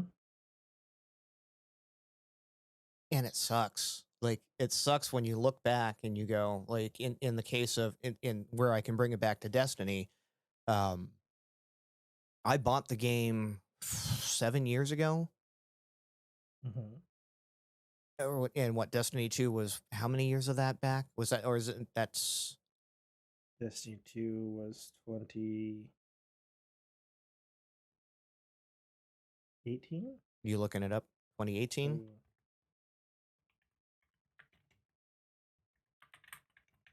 But yeah, I mean, so many years ago. And 2017, September 2017, 5 years ago. Okay. I can't play that original game that I bought at all anymore. At all. That is correctamundo. Which, being a gamer of a certain age, That's just unheard of. That, I'd buy a game on cartridge disc, whatever, and it was, and most of this was before DLC and patches. Sure. Um, you'd buy a game, it was yours. You want to wait 10 years, throw a disc in again, same game, keep playing it. It's what you bought. And if you bought an expansion, you put that disc in. StarCraft, a perfect example of this. I still have my OG StarCraft disc. It is not Brood War. It is not. It hasn't done. It hasn't done any of the balancing. Still the OG StarCraft, and then I can throw on my Brood War disc, which was at that point in time a $20 expansion to a $60 game. Something like that. I had the battle chest back in the day. Right. I still have the battle chest actually of the original. Obviously, that's a remaster now. And you could break that out right now, install it on your computer, barring as long as it runs on Windows 10. Two things about that. Yes, I do have an external disk drive, so I could run it on my Windows machine, and I assume it runs on Windows 10. I don't know. On the Mac, however, that is a very different story. Right. And I say that from experience because I played StarCraft for a long time, and it was originally... But even still, like if you still had an old Mac lying around, you could load it up on it. Let's harken this back to if I had a PS2, I could throw a PS2 game in my PS2 and keep playing my PS2 game. I mean, yes, but I do believe the original. Well, if you have an Intel Mac, you can play the StarCraft game, the original StarCraft game from the 90s in there, but you had to download a separate launcher because it was originally coded for Mac OS 9, which was not Unix. And so you had to download this thing they called it StarCraft Carbon. It was from Blizzard themselves. And you had to do a couple extra jumps and hoops and stuff to get it to run. But it would run. So in all of its full glory, you can play the full game front to back. Right? You can't do that now. And it's almost like, why, and again, it's the price now is $60. So what would that break down to on a month-to-month basis? Oh, I don't know. You're asking me for math on a Sunday where I'm lightly hungover? That's not gonna happen. Yeah, the old of course my shit's in conversion mode. The old blister lister, was going off in our video games topic. Yeah. Well, that's what it brought up. So basically $60 breaks down to $4.99 a month. Wow, that sounds almost like what I pay for a subscription service. An MMO. Right. Which is true. It's very true. I think there's also a huge difference of philosophies between studios. I mean, Mike made a good point that battle passes are generally disappointing by design. And then, you bought your game and then you have to pay more to get more content from something that you expect more out of. And then of course his counterpoint, which is of course the de facto counterpoint in my opinion for this era, No Man's Sky somehow going on 7 years has never charged for an expansion. They've never charged for in-game currency. They've never charged for anything other than the base game in all of the years that it has been around. And it's true, it has come out on more platforms since its original release. It was PlayStation and PC. Right. Then it was Xbox. And some fucking how this summer it's going to be Switch. Well, and let's, I mean, at some point in time, do you think they're going to go to the They've even said so. Nope, you don't even. They said nope. We will keep putting out major expansions to No Man's Sky as long as there are players to support it. Is the official stance from Chief Honcho at Hello Games. What was the stupid battle royale with the kidney beans that you run around with we were all playing for a hot minute? Fall Guys? Fall Guy, thank you. I'm like Free Guy. It's not Free Guy. No, Free that's Guy's a movie. That damn movie. Right. But like, no, what I was saying is like, Fall Guy. I can go and play that right Yeah, now, and if I don't care about my little costume, yeah. it's a free game. And I was wondering, like, if you ever thought that Well, No Man's Sky might go with that model with the I don't cosmetics. believe Fall Guys was ever free to play. It might be now that Epic purchased them, but Fall Okay. Guys was never free to play. It was only Okay. free when it launched because it launched on PlayStation on their Gotcha. PlayStation Okay. Plus month. This I got it for free. I don't remember how. Maybe it was a Steam sale or I'm a gonna look it up Xbox. because I Yeah.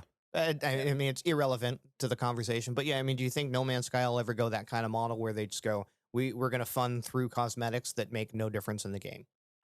No, because they've added so many cosmetics and it's you have to do in-game tough stuff to get a currency called Quicksilver to get them. Like you have to do Okay. the gameplay to get them. No bypass? No No bypass cash bypass? whatsoever. The only thing that They has ever been put into the game that was an additional money was the launch edition, and you could get like an extra ship and a gun that you can't get anywhere else in the game. And that was all the way Okay. back in 2015. There's Right. never been an additional thing. They've got Twitch drops now. I actually just got a ton of shit just from watching some Twitch stuff, some exclusive ships and shit like that. Um, I mean, I guess it's they found a funny. way to be sustainable. As Yeah. a No Man's Sky person, you know, uh, their profitability is a little bit baffling. Other than the fact that people are still buying the game because the consensus is like, yeah, the game's fucking amazing now, Sure. and if you want it, you can get it for like $20, pretty much any platform, Right. and that's maybe how they're making their money. It could also be the fact that they've been slowly moving to other platforms. They weren't on Xbox a couple years ago. Now they are. Sure. Soon they'll be on Switch, and Switch has the biggest fucking marketplace of all. So financially, it makes absolute sense to go there. Hmm. Um, and it's going to be interesting to see how that runs on the Switch because No Man's Sky is a very, very Complex game. CPU heavy, not so much GPU heavy. And they've said that from the get go because everything's running through that insane algorithm that they designed that Right. builds all the worlds and shit. Yeah, I mean, if they could build off some sort of cloud infrastructure and No, the idea is get the that computation on that end. it's to go on the Switch. So yes, you Hmm. could have a cloud thing for it, sure, but that's not the way that it was ever designed. Right. Um, you know, the No Man's Sky community has wondered at what point is the game like held back by old technology. Because Sean Murray's even said at various points, you know, and this is before Series X and PS5 came out. And I'm sure he knew what he was talking about because he is a technical wizard. Hmm. He said, he's like, well, with the next generation consoles, you'll basically be getting a different version of No Man's Sky that because of the increased CPU and what we can do with that in the algorithm, it'll be like a whole new game, you know. Hmm. And what we've seen since they've gone next gen is kind of the PC gamer route where they're still doing all the next gen stuff on old stuff, but with reduced Fidelity. Yeah. fidelity, not as many trees, not as many particle Hmm. effects, no ray tracing for the old Sure. consoles, obviously. And it seems like their tech is capable of that. I mean, it is in-house from the ground up. And, I've said before, Sean Murray, again, is a master of this because he created game engines. That's what he did for Hmm. EA.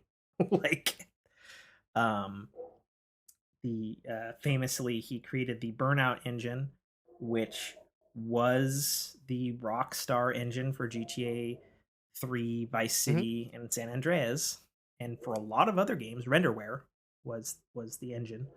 He famously was part of the team who made that.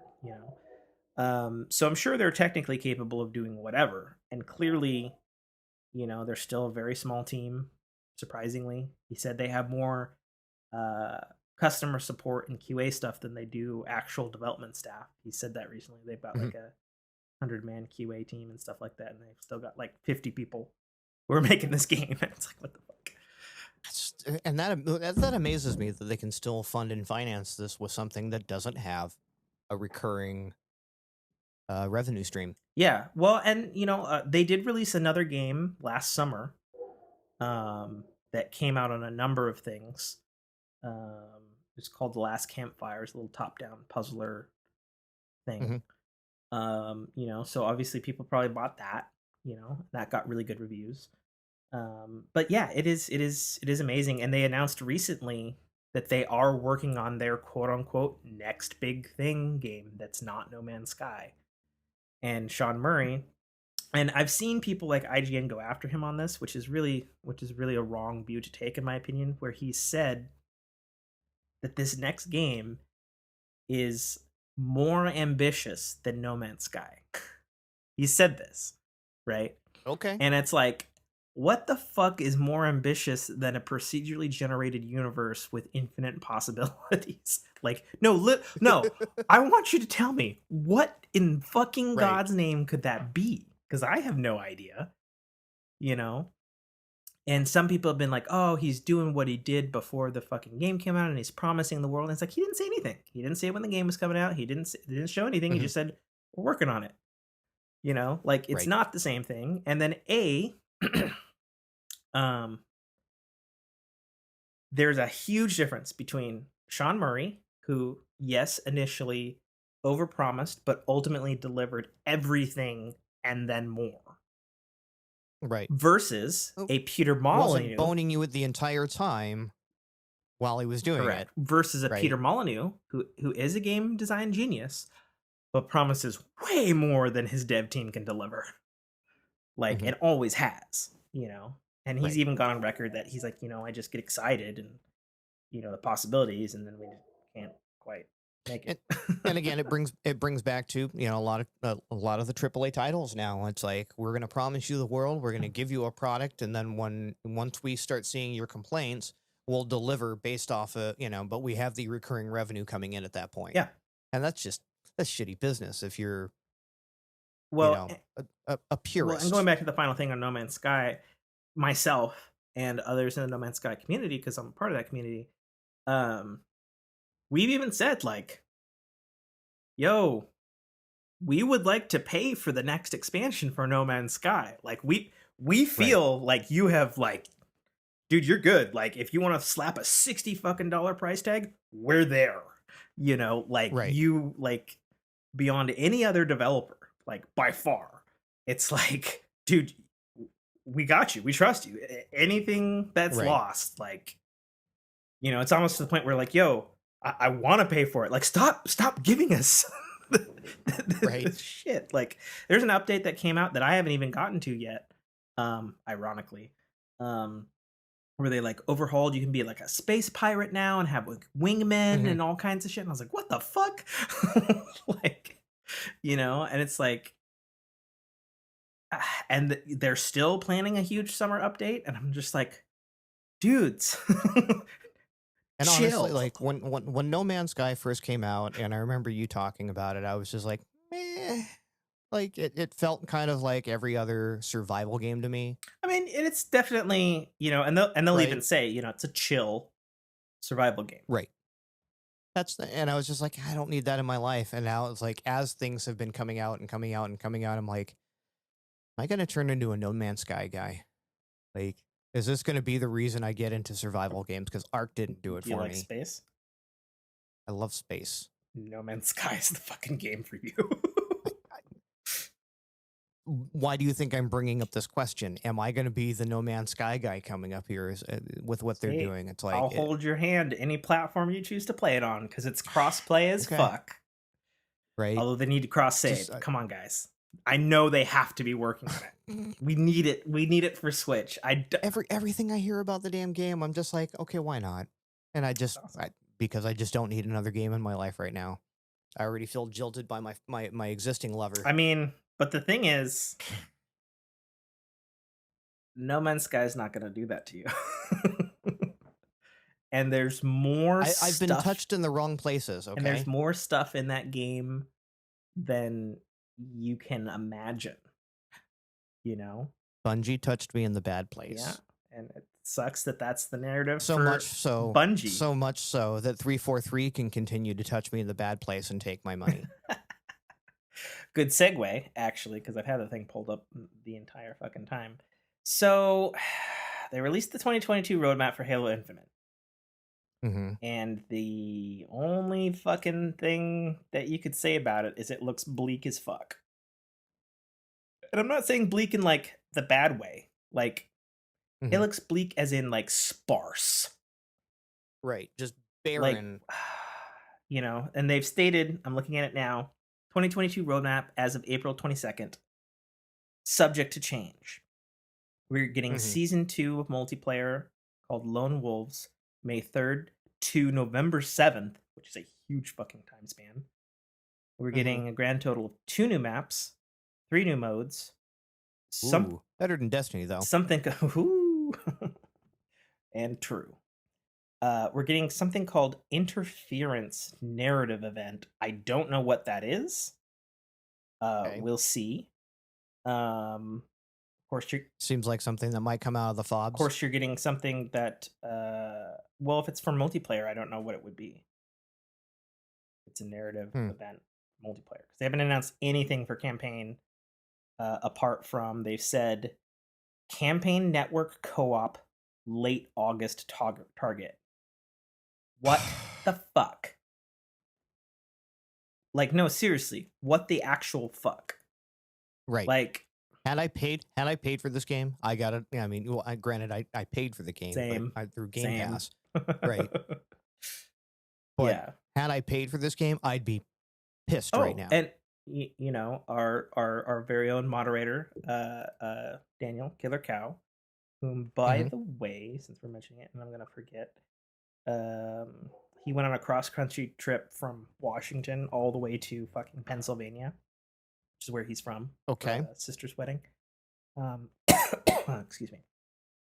He said, I'd like to extend my appreciation to you both for keeping me awake last night while driving cross-country. Yeah. Enjoyed the podcast. Hearts and love. But no, like, we've texted about it. Daniel's pissed because he paid, you know, he doesn't believe in Game Pass. He bought the $60 Halo, and he's like, what the fuck? I want to play co-op with you, because we played I played every Halo in co-op with him up to Infinite. Yep. Can't do it. You've been waiting to play it with your wife. For getting Game Pass Ultimate was day and date, and here we are. I still can't play it with a wife. So there's going to be a new Fractured event, week 1, May 24th to 30th, whatever that is. The year, and this fucking hurts because it's so late. I don't understand why. The ability to replay campaign missions is coming late August. What? Why is that not a thing now? I'm waiting for that so I can get the last fucking thing I need to get the 1000% gamer score. Is there stuff in the campaign that's farmable that they're trying to keep people from doing? No. Is that why they... There's nothing farmable in Halo Infinite campaign. You know that. Why can't you replay a campaign? Because apparently, can you replay it on different difficulties? You can't. You have to start over from scratch if you change anything. So you can't like replay the opening mission to get the legendary skull, which is what I want to do, but I can't get it. Right? Unless I replay the whole game. And I'm like, that's fucking stupid. Yeah. So that's dumb. Forge open beta, September targeted. Now, here's the thing. So there's good, about time, and that's amazing. Yes. If there's a YouTuber right now that has an insane amount of leaked prototype footage of the Halo Infinite Forge that somehow has not been struck down by 343. Just saying, maybe it's like, oh, a secret account. Let's see what people are saying, kind of thing. That's the vibe I'm getting, because the way it works and the way it functions is like, yeah, no, that's the fucking Halo Infinite engine right there. That's the real Forge for sure. And historically, Forge has leaked in the past. 343, Bungie, etc. But if you watch these videos, Forge this time around for Halo Infinite will let you build anything that the actual 343 designers have been building, which is insane. Like, we're talking AI pathing, we're talking, putting grunts down, making like campaign maps if you fucking want. Right. And I'm like, dude, you give that to the Halo community. Right. Forge isn't just for PvP anymore. Correct. Or fucking dicking around or making cool art stuff or right. Scale models of the Machinima. Death Star. Yeah. That kind of shit. But yeah, I mean, the prior iterations of Forge was basically, it was for PvP and machinima purposes. Yeah. And then the synopsis of what they're planning to get done between now and November 8th is more maps, more modes, new sandbox items, whatever that means, new narrative events, more guns, another new fracture event, more guns and vehicles, basically. The Forge open beta in November, quality of life improvements, and then TBD timing, but listed is campaign split screen co-op, which is nice to see return as it was absent from 5. It's been absent for a ton of games, and again, that one, that's great. I'm glad they're doing it. That I can live without that with the fidelity of coming out of games. So, like, this was one thing I was pissed with Destiny when it came out. I'm like, this is Bungie. Why are you not doing split screen co-op for this game? And then it's like the first time I dropped into Destiny on an Xbox 360, I went, I understand why you're not doing split screen for Destiny. Yeah. So yeah, and it's interesting. They've said from the get-go that they designed the game with split screen in mind, even though the feature's not ready yet.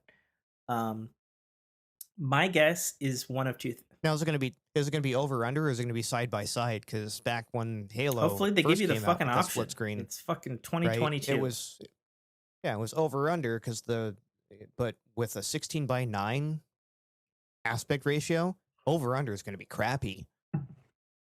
We'll see. Hopefully it's adjustable, and I mean, you do have FOV sliders now, which we didn't have in previous Halos. So yeah, we'll see.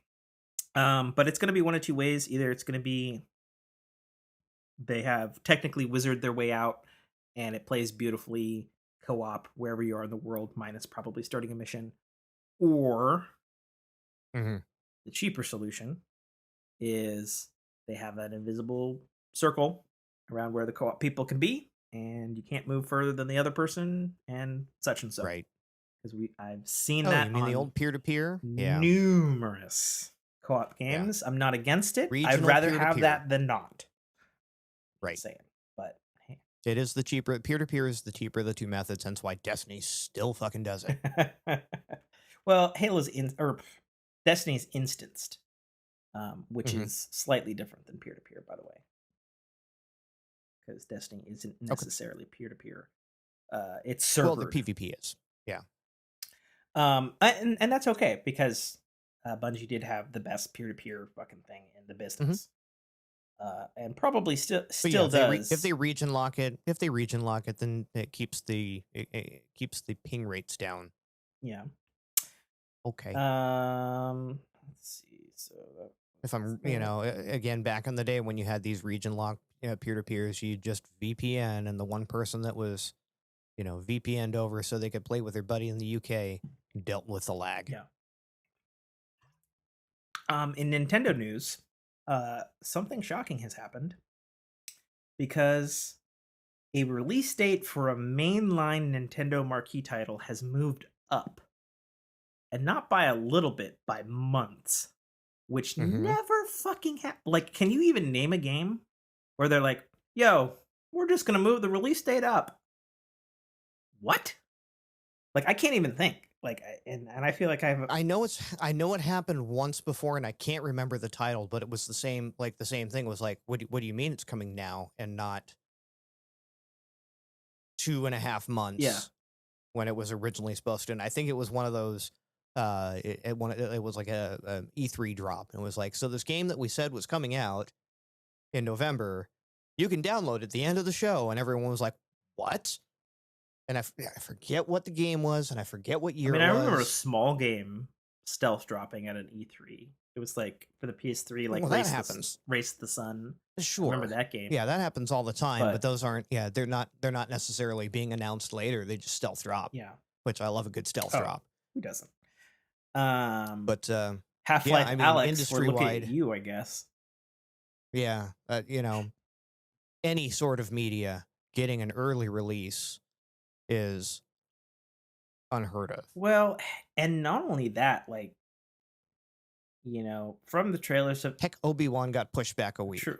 or 2 weeks. Well, it's just wild. So the game in question is Xenoblade Chronicles 3. Of course, I'm a Mhm. huge Xenoblade fan. They not only revealed the release date as moving up from September 29th to July 29th, which blew Right. everybody's fucking minds because we're like, That's not what 2 weeks. That's not a month. the fuck? And I've said it before and I'll continue saying it. Monolith Soft is Nintendo's secret, like, quadruple A team. They have been Mhm. putting out consistently better and better products, helping on every fucking Nintendo franchise, including Zelda. Right. And Xenoblade Chronicles 3 doesn't fucking look like a Switch game. The graphics are. I don't even know Mhm. how the fuck they're doing the lighting in that game. It doesn't make any sense for how underpowered Right. the thing is. They're technical wizards. Well, it makes me wonder if that original release date is in something that we even call in my industry pandemic padding, right? When when things were initially, in development state, it was like, well, we need to compensate for this, work at home, whatever the environment is, et cetera, et cetera. And so they built it out and said, hey, we can promise September. And then when they started working on it, went, everyone's working really well. We're done. So the rumor is amongst the Xenoblade community, because they're little crazy stalkers, Mhm. is Well, that's what fanboys are. is Yeah. Xenoblade Chronicles 3 was originally supposed to be the big Christmas game for Nintendo, Mhm. and it missed it. Wasn't even announced because there was Right. rumors that it was going to be Game Awards announced and then boom, ready for Christmas Day. There's a Mhm. lot of rumors about that. And then we heard from some of the voice actors on the games that their dialogue wasn't done. And I was like, okay, well, that's probably not happening Christmas Mhm. or whatever. And then we heard um, when the game was originally revealed at the beginning of the year, it was going to be September and then probably Zelda Christmas time. And then Zelda got delayed all the way to March of next year. And Mhm. it's known that they have a heavy, heavy, heavy hand in co-developing Breath of the Wild 2 because they built the engine that Breath of the Wild 1 is on. Right. And the rumor is that Nintendo pushed the Zelda back because it's not ready, and they never release a Zelda until it's ready because it's Zelda. Mhm. But in doing so, they were also like, well, Monolith Soft would be better suited moving everybody over from that project over to Zelda. They're like, can we take the people off of Zelda, put you to Xenoblade, everybody focus down, get it done, and get it out early Right. so we can move you over so we can make our March target that we've publicly told everybody. And that's the Okay. scuttlebutt of the shuffling around and Monolith being Monolith Yeah. Soft. They're like, okay. Yeah. And thus we get a game 2.5 months fucking earlier. I'm Right. stoked. Most likely, unless it somehow sucks, which I doubt. It's gonna be in my game of the year stuff. They showed off Mhm. gameplay for it, which blew my fucking mind because for the first time in a JRPG that I can fucking remember, you can have up to fucking 7 party members. What? That's pretty That blew my crazy. mind because the other games you only have 3. Like I don't want to have to juggle that like though. the other Xenoblade games have 3. Right. And so it's like 7? What the fuck am I gonna do with 7? And then they showed some fucking batshit thing through like the power of love or something, 2 people turning into fucking giant fucking anime robots, and I was like, I am so fucking Okay. into this fucking ridiculous shit. Fuck yeah. So it looks awesome. The combat looks awesome. A lot of people were worried that the combat was going to regress. It doesn't. It looks like an evolution, like a big fatty 7-player party evolution of Xenoblade 2's Right. combat, which I preferred over 1's. Fans are divided on that, but whatever. Um, Right. yeah, so I'm super stoked. Can't wait. It's gonna be probably gonna stream that because now I can. Um, that'll be interesting. Um, so there's Xenoblade. We did the Halo. We did the No Man's Sky thing. Um, We bitched about predatory business practices. yep. So did you get any Destiny playing in this week? Nope. Okay. So this is the part where you say, Tim, what have you been playing? Tim, what have you been playing? Elden Ring. I've You've been been playing Elden Ring. playing a metric fuck ton of Elden Ring. And I say metric fuck ton because I'm very tired. So I picked it up. I actually picked it up 2 weeks ago, but my schedule was crazy. I didn't really have a chance to dig in until last Friday. Mhm. I dove in, I played for a bit. It was fun, and I was like, okay, cool. Dove in again the next day, Saturday. Horrible time, just getting my ass kicked. Nothing was fun. I couldn't figure out anything. I was like, oh, I hate this. Sunday, lovely, fun time. Oh my god, this is awesome. Great. Monday, oh fuck, fuck this game. Fuck this thing that's killing me. Fuck fuck this. Right. Tuesday, oh my god, this game's fucking awesome. Until about I get why people are hooked on it. And see I see you playing yeah, it and I see that and I just go, nope. yeah. It's I'm not even ever going to fire it up. I don't care how popular it gets. That is not a game for me. yeah. To say that, yes, I would say Elden Ring is the most accessible from software Soulsborne genre type game that they have made thus far, having played a few of their Mhm. old ones. But it is also so crazily hardcore of a video game. I Mhm. remember opening the stats page for the first time and I went, "Oh my fucking god, there's a lot of stats." Mhm. We're not talking like, you got your health, your magic, your stamina. We're talking you have magic, you have faith, you have arcana, you have intellect, you have like the list. There's 2 huge fucking fat lists of Mhm. stats. And it's like, Jesus alone, you know? Um, so yeah, so it's interesting. I've had a love-hate relationship day by day. I would say about Wednesday is where my personal pendulum shifted firmly over into I'm kind of enjoying pretty much every minute of this. Sure. Um, I'll tell you what I told actually my friend Robert, who was at my scout reunion. Uh, you know, because he's played all the Dark Souls. He actually likes Dark Souls. I don't like Dark Souls. I'm still gonna Mhm. stand by that. Maybe I'll swing back to that later. I don't know.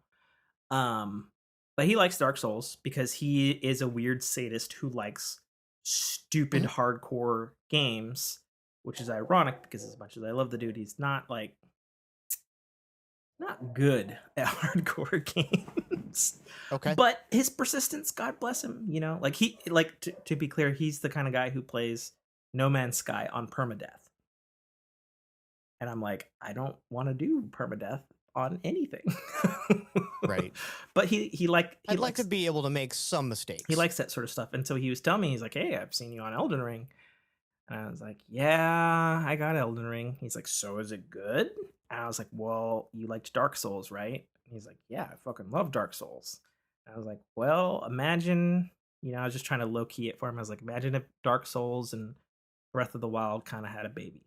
he's like, that sounds awesome. And he actually picked it up right now while we were recording this. He texted me and it's like, I'm downloading it.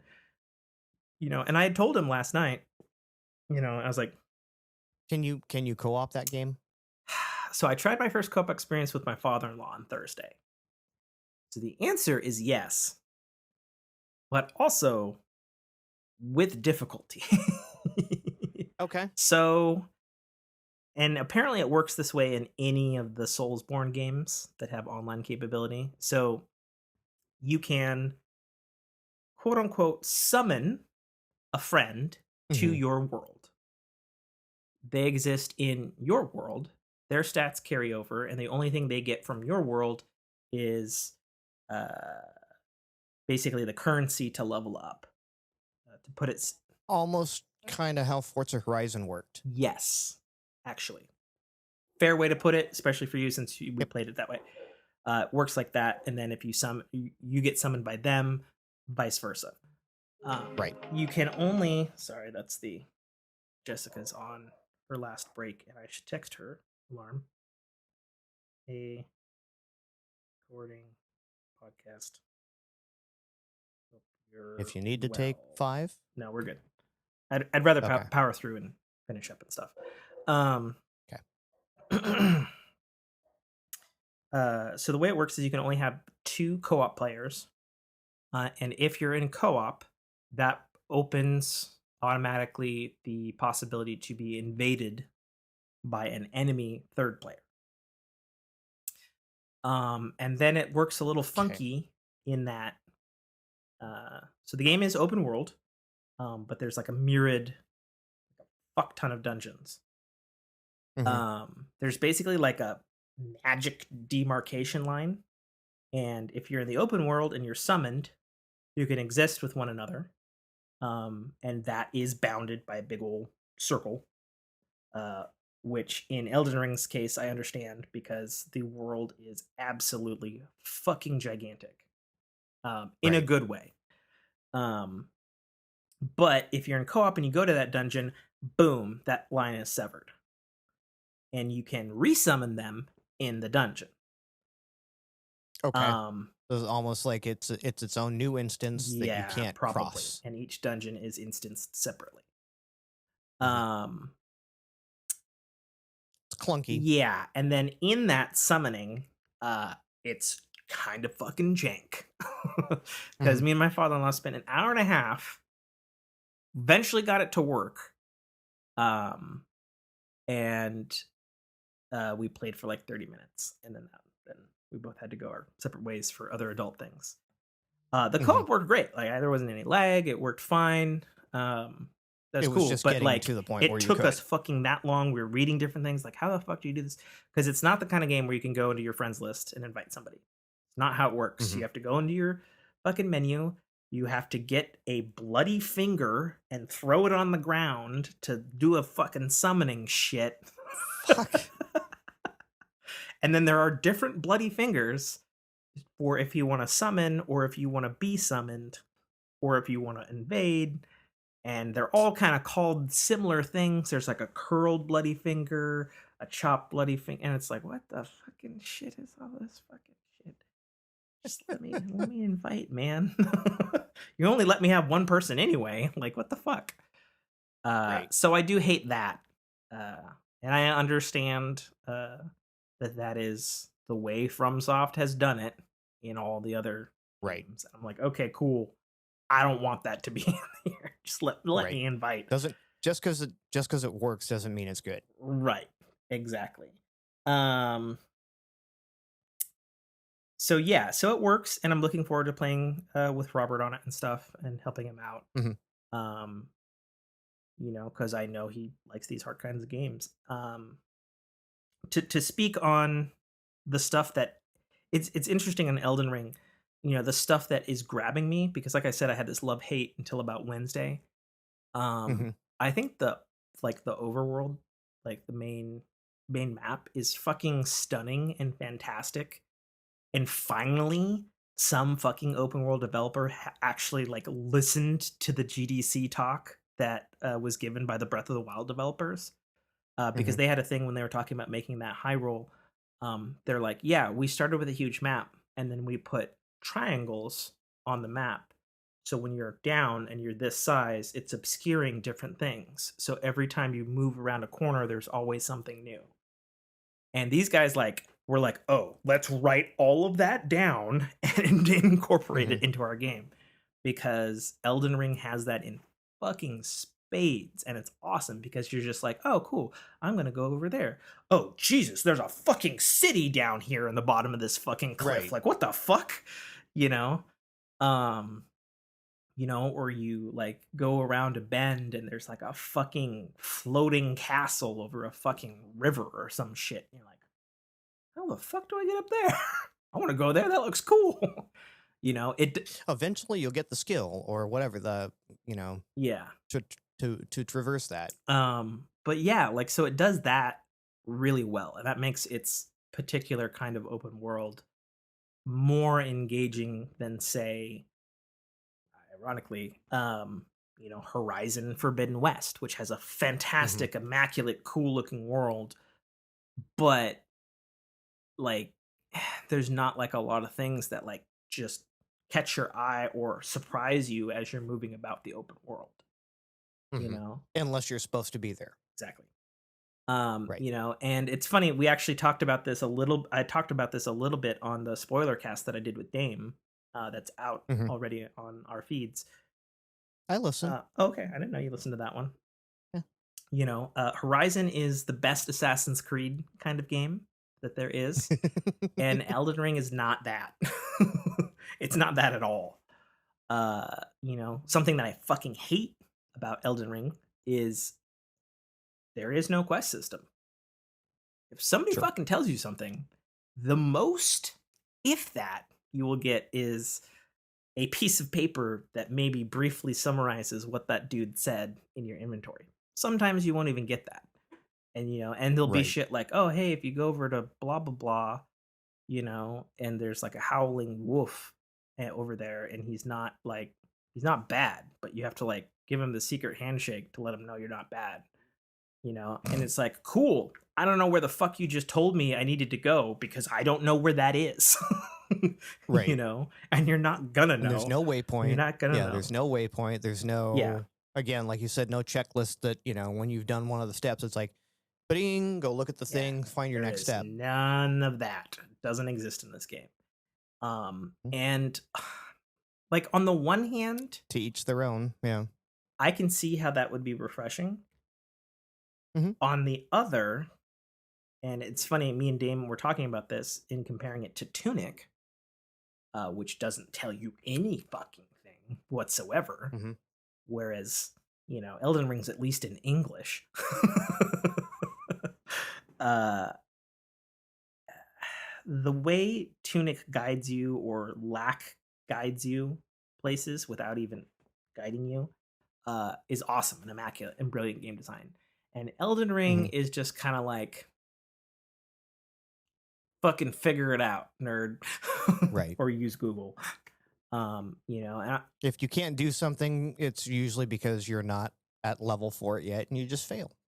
And you don't know why. No, actually, that's not really the way it works in Elden Ring. Like, yes, there are overpowered enemies. Like, as soon as you come out of the tutorial grave or whatever the fuck it is, there's like a giant fucking dude with a giant halberd on a giant golden horse that will one-shot you 2 steps out of the fucking starting area. And you're like, cool, I'm not gonna go that way. I'm gonna go any way that's not where that dude is. And obviously that's by design, and that's fine. So there are overpowered enemies, as is the norm for these Soulsborne games, but they don't, like, I was in this area, I was in a different region of the map, and I was there just because I felt like fucking going this direction and being this way, and it was a fucking terrible place with a blood swamp and continually drained my health, and these horrible fucking crow demon things, and a dragon that fucking vomited on me and shit. And I was like, this place fucking sucks, but I like got like a lot of cool things from it, and I like did some things there and whatnot. And then I Googled, and I found out like, oh, like, dude, you shouldn't be there until you're like level 50. And I'm there like 5, level 5. And I was like, oh, well, I kind of feel good about like kicking ass in that area, being like a fucking scrub, you know. Hmm. Um, but that was me because the game doesn't like, you know, like the most the game gives you is your resting points, which they call sites of grace, or Hmm. for the Soulsborne people, bonfires, or save points or Right. Oh, campfires I or mean, it's whatever. from what I'm hearing, it's not like your typical game where it's just like you try to go into this dungeon. Is I'm sorry, Dave, you can't do that until you've reached level 25. Yeah. And this game says you can get there, Oh and you're yeah. going to find out you shouldn't be here, Hmm. and that's it. Yeah. 100%. You just shouldn't be here. Yeah. I found the first boss you're supposed to get to in the game Hmm. fairly quickly, and I did pretty well against him, but I could never get him below like 25% health. Like I just didn't have it. I was like, okay, I'll come back here when I've got some better gear and some better stuff. And I came back like Hmm. 10 levels later and I fucking stomped his ass Right. I'm back, into the baby. ground. And I was like, not today, motherfucker. Right. you know? Daddy got some new shoes. Yeah.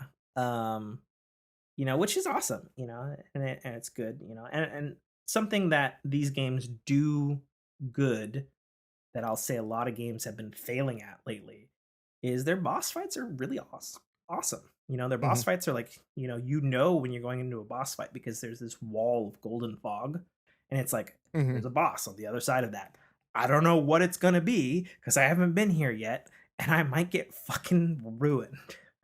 Right. But it's kind of it's interesting because it lets you, I guess it's kind of the same thing as in Zelda where it's like there's a boss key door, on the other Right. side of that is a boss that could fucking wreck you, you know Hmm. um so And you can go away and come back later. yeah, and there's definitely lots of parts where I find there's some super difficult stuff and I'm like finding a way to cheese the AI against the geometry and shit and Hmm. like fucking throw some dudes off a As fucking you cliff. should. And I was like, Right. yeah, fuck you. Take that AI. Yeah, head glitches. You can hit them, but they can't hit you behind this rock. Well, Or yeah, and it's funny because yeah. lurking around the Reddit and stuff, a lot of people are like, "Oh, I feel like I'm kind of should I be cheesing this game?" And like a lot of the community who's been playing this stuff forever is like, "No, it's a Soulsborne Go game. ahead. If you can cheese it, Yeah. do it." Right. Go you ahead. know, um, Go ahead, and if you find something, tell us because we'd like to too. you know, So yeah, so like I'm thoroughly enjoying my time in Elden Ring. There are definitely some stuff that I feel they should have modernized, like Hmm. especially like I was just playing Bloodborne, so I know what they were doing 7 years ago, as far as game and stuff. And there are definitely some stuff that they should have changed since Bloodborne. That I accepted in Bloodborne because that's when it was fucking made, obviously. Hmm. But it's like, okay, I should be able to like do X, Y, or Z in this day and age, and you just can't. But to their credit, they modernized in a lot of areas. Like you have a map. Like you don't have maps in any of the Dark Souls or Bloodborne or any of that Right. shit. And they do a really cool thing with the map actually. Like in the beginning, like you get your first map fragment, and it's like, oh, cool. This looks like a really fucking huge area, and you explore all the things or whatever, and then you see your little icon, and you go off the map, and your map kind of gets a little larger, and you're like, huh. And then you find another map, and you realize that, and it kind of fills in like pieces of a Hmm. even bigger map, and you're just like, oh, this world is really big. But it does that And progressively. see, I need maps. I to this day, this morning I woke up and I walked down the hall, and to turn the light on in my living room, I hit the wrong switch. Like completely wrong wall, wrong switch. So I have to tell I I have to need tell you a life maps. story about that. That's continuous every fucking day of my life in this house that Jessica makes fun of me for. So we have like 5 light switches of the rocker kind in Hmm. our kitchen, which opens into her living room. Hmm. Every fucking time, I'm like click click click click click click click click trying to find the right one. She's like, "We've been living here for like almost 5 years. How do you fucking not know which Right. switch?" And I was like, I don't know.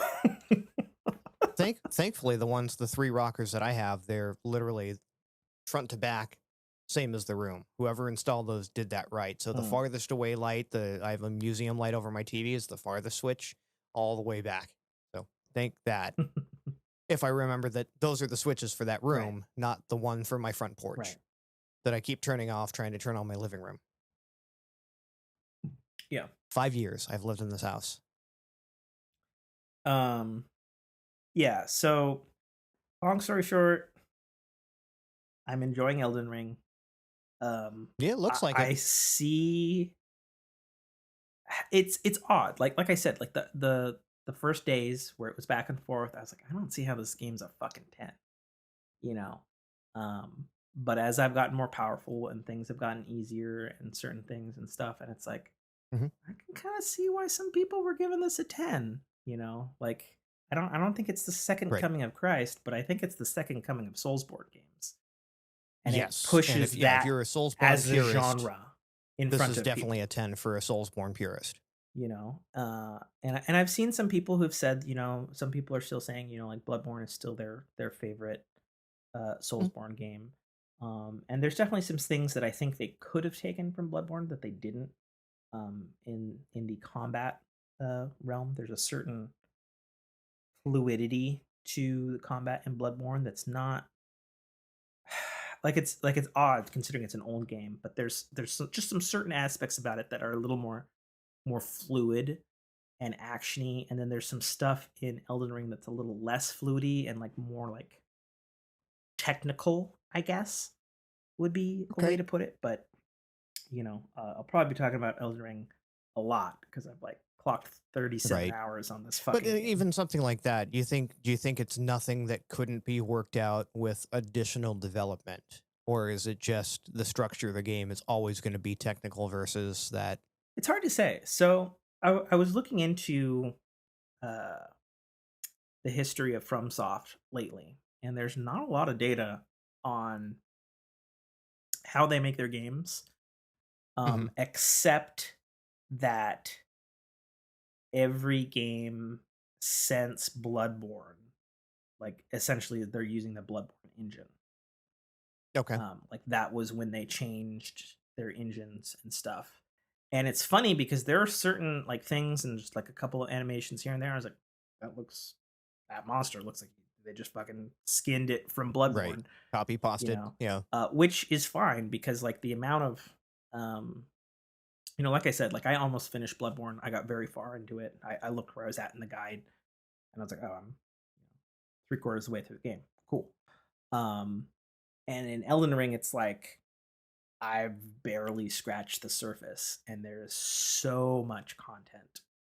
And occasionally I'll see like a reskinned boss, like in like one of the lesser Hmm. dungeons. It's like, oh, this is like that Sure. one boss, but he's got a different weapon or something. Right. Which is like, okay, fine. They needed to fill out their space, you know.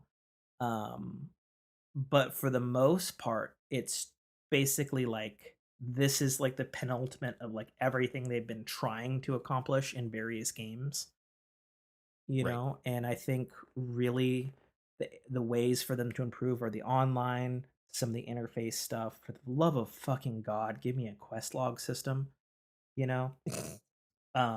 Like it's fine if there's like some quests that are like, you don't have an objective marker or something, but it's like the main quest alone, like the only thing they give you in the game is on the map. There's like a little kind of like magicy not arrow going from your last resting place Right. pointing in the direction that you're supposed to go. Like that's the only fucking thing they give you. The wind blows the leaves that way. Yeah, I mean, that's a Ghost of Tsushima thing because that's a literal Right. mechanic in that. Except Ghost of Tsushima, there's something you can do in the world that points you towards To something. trigger that, There's a yes. literal button for that. Whereas this, it's like, well, it's that way on the map. It's like, okay, because in Ghost of Tsushima, if you go past it, your wind will change fucking direction. Be like, nope, you went back to no, go back this way. You Right. know, and that's I think every open world game should copy that, in my opinion. Like it's just Hmm. beautifully well implemented. So I do think Elden Ring is something special. It's obviously going to be in Game of the Year talks for sure. I see why. I don't know if it's necessarily in my Game of the Year.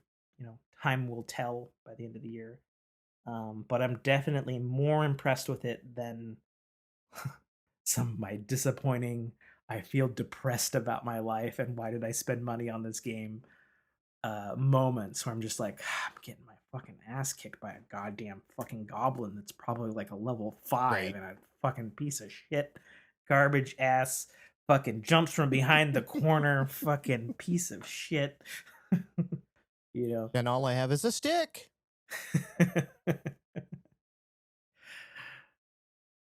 Never gonna let me live that down, huh? No. Well, you get the achievement, and then you can say you have a stick, okay? I got the Did you? achievement. That's why I sent you that. That's what started this Oh, I whole thought it thing. was It's because like, you saw it on mine, and you're just like, that's no, I dumb. started playing and you're like, are you enjoying it? I'm like, a stick. I got a stick. It's an achievement. And it's just the silliest thing to Man. have that be your first achievement. Like, Honestly, it's okay. awesome.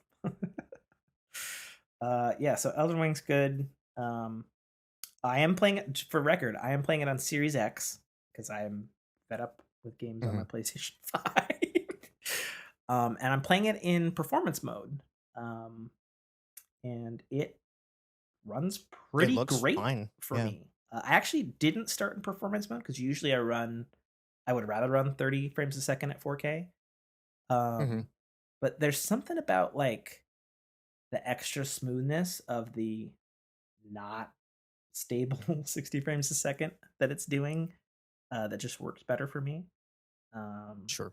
Yeah. So that's that. Do we even want to do anything on technology? I don't even know if we have anything. The only thing you have is this pixelated gem bicolor Congo tourmaline ring thing you shared. Oh, Oddly I just thought it satisfying, was cool. right? They like laser cut a gem so that it had Mm-hmm. what's the word? Uh, It looks very Minecraftian, pixelated, it does. That's not what I was going for with right? it. It's just like a pixelated physical gem, and the way that Yeah, it's cut makes it look super cool.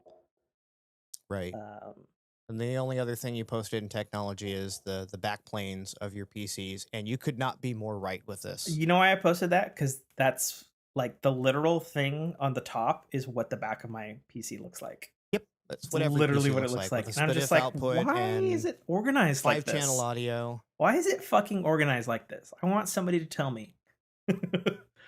Is it just cheap to solder that particular pattern? I I don't guess. know. I It's so guess. fucking stupid.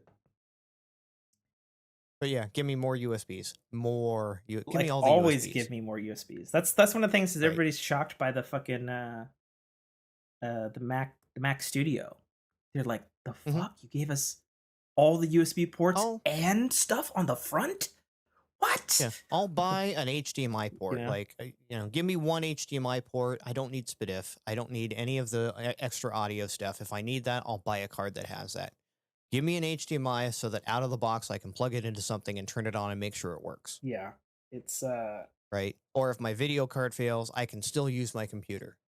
Other than that, give me USBs. I don't need the digital display, the whatever, the DP port. I don't need that crap. I can't believe some of the ports that are still on the back of this fucking PC. In all honesty, I'm just like, why are these here? Like, Mm-hmm. who Legacy the stuff. fuck actually uses these? You know? Well, it's because they can, because they're binning the audio chips now. They're still the same Realtek controllers from way back in the day. There's really been no advancement needed, necessary, or why. So you throw these on there, and it's like, well, it can do SPDIF. We might as well throw the port on there. It can do 5-channel. We might as well throw the port on there. The only one that that I look at is like, do I need 2 LAN cards? No. I could go without one of those. I've had stuff with 2 LAN cards, and the only time I've ever used the second one was either um, sharing Yeah. internet where I wasn't able to, or one of the cards went bad. Well, I always figured the double stuff for that was for like you've got like a work station and you need to share shit with a coworker or even just another computer very quickly. Right? That's pretty much the only scenario I could see why you'd have two Ethernet ports. typically they're going to be on my Wi-Fi anyway, so it's, the hassle and effort to go and set up a secondary connection like that. It'd be easier to put it over the Wi-Fi. I mean, unless your Wi-Fi sucks. But anyway, then you don't deserve this kind of computer if your Wi-Fi sucks. Wow, Saying. how very PC Master Race of you. You're not wrong. Fair enough. Yeah, I don't have anything really to talk about in technology or tech's been pretty light. It's been pretty light. There'll be a bunch of stuff though because May's coming up. There's a bunch of shit happening in May. I know the Pixel Watch has leaked from patents. Okay, Google, do it again. I've had enough Google Watches. Do it again. No. Fair enough. And then there's plenty of Mac stuff coming around the corner real soon. Sure. There's WWC's early June. I think there's supposed to be a Mac press conference May. Probably iPad stuff. And probably nothing super exciting on that front. Because usually iPads are not terribly exciting to begin with. Mm-hmm. Yeah. Anything I've heard. The only other thing I did heard was TSMC has announced, which is weird because we don't have 3 nanometer stuff yet, but they've announced that they have perfected their 2 nanometer fabrication process. Okay. And I'm like, cool. What happened to the 3 one though? So I guess maybe the way it cuts the dies, it was more efficient just to go straight to 2. It's possible because the current smallest is 4 nanometer. So, if we're following... But we were at 7 before that, so... No, we were 5 before that for us Apple folk. Yeah. So... Who knows? Yeah. We'll know more when we know more. All right, let's wrap up the show with the new segment. Welcome to the first new segment in Fork of Your Ear in fucking forever. I don't know what I'll call this yet. We're doing 5 questions, round robin. I do a question, Nate does a question. Right now, because that's what I have on my notes, I'm calling it Inquisitive Questions. Inquisitive Questions. Yeah. All right. Do we have any structure to this? Like, did we decide, like, what kind? Is it just off the cuff, whatever you feel like asking 5 questions? So this is something our community will have to feed back on. Like, what did you want from this? When we said randomly, we were given no feedback. It was just like, you want 5 questions? And I mean, yes, 1 out over no? So here was my thought, because people don't write in. These would be fucking questions, either thought-provoking or like shit people would write in. Okay. To spurn on the motherfucker quiet people to write in. Okay. Okay. So we're going to give you 5. If you think you can do better, do it. Exactly. I guess I will go first. I suppose in the future we could flip a coin or something. Sure. All right. Question 1. If you could go back in time and tell a specific age of yourself in the past advice, what and when would you tell them?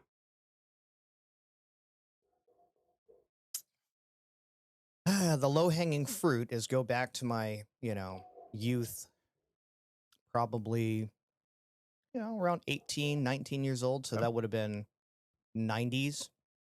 And make certain investments in certain technology companies. Yeah, actually, that's a really good one. Shit. That's low-hanging fruit. I didn't even think about that one. My answer to that is not that good. Right? Because, like 90s would have been a good time to put some money into some, certain fruit-based companies and certain alphabet-based companies. Yeah, there's a forgotten TV show. It's not streaming anywhere. I don't even remember the name of the show, but it had some decent actors in it now. But the point of the show was like this dude is like in his he's like 45 and he's like horrible or something. He gets hit by a car, but he wakes up and he's like 16, but he remembers everything from the future. He's like, what? I get to do everything over again and shit. And there's a funny scene where he like steals his dad's money from his safe and puts it all into Apple stocks. And his dad's like, what are you doing? I don't even know these. I took all that money out. I put them into IBM. You got to invest into a good thing. And you're just like, oh, shit. Gosh, it's hilarious. I don't even remember the name of the show because it's forgotten by time. So mine was much lamer. My answer to that would be, I'd probably pick maybe like 21 or something like that, and I would just, I would have like a list of the things that do and don't matter, because there are certain things that matter to me then that were utterly pointless and don't matter now. And I'd be like, Okay. these things, some of the things you're concerned about or thinking about, fucking forget those things. Right. Focus on these things. Trust me. And then if I right, and that is also very good sound advice, because yeah, you're right. There was plenty of things that I was very hung up on that now when I look back, oh man, was I over invested in that right? nonsense? Isn't it's so fucking weird, and I hate to be like an old parent talking to their kid or something, but it's like, parents will tell you, like, oh, this thing that you're concerned about right now, it's not gonna fucking matter when you're Right, older. and it's silly stuff like You know, the car. Your first car. You're so concerned that it's got to be this nice swanky thing. Nah, it I mean, didn't maybe fucking you matter. were, but I was like, Well, no, I still want it. I didn't oh, get it, okay. believe me. But I was hung up on that. I was like, do I really want to drive an old beat up 1969 Volkswagen Beetle? Like, come on, Ma, we can do better than that. And I was pissed that I was driving around a beater with a heater. Oh man, right? Like, I took umbrage with Mom, and it was a fight for probably a year that I was driving this shit box around. gotcha. Like, I had a car. Yeah, I was better than most of my friends that were walking. that's They were, right. driving their Chevrolets around. Right. All right, Nate, what's your question? Who is not prepared for the segment? I've got one that'll be right up your alley, because I'm curious. If, and this is going back all the way back in your gaming history, if you had to pick one platform, one console, and it was the only console you could ever own, past, current, present, Oh, which one would it be? And I know that's hard, especially with the current. yeah. I mean, see, I would see the inquisitive part of me would question, what are the qualifiers? Like, does this console have internet? Or No, does it have whatever the it is. capability to have internet in this? I only have this console forever. No Nope. internet. It is how they were, and that, I mean, sure, because it could be the Commodore 64, and you go, well, it doesn't have internet, so no, that's not going to be the one. I don't know. Could be the Switch. I was leaning towards Switch, to be honest. But part of me, like, if you're saying it can have internet, is leaning on like the Xbox Series X because of like Game Pass and because of its backwards compatibility and how many of the different things you can do. God, that's a toss up. I don't know. You know,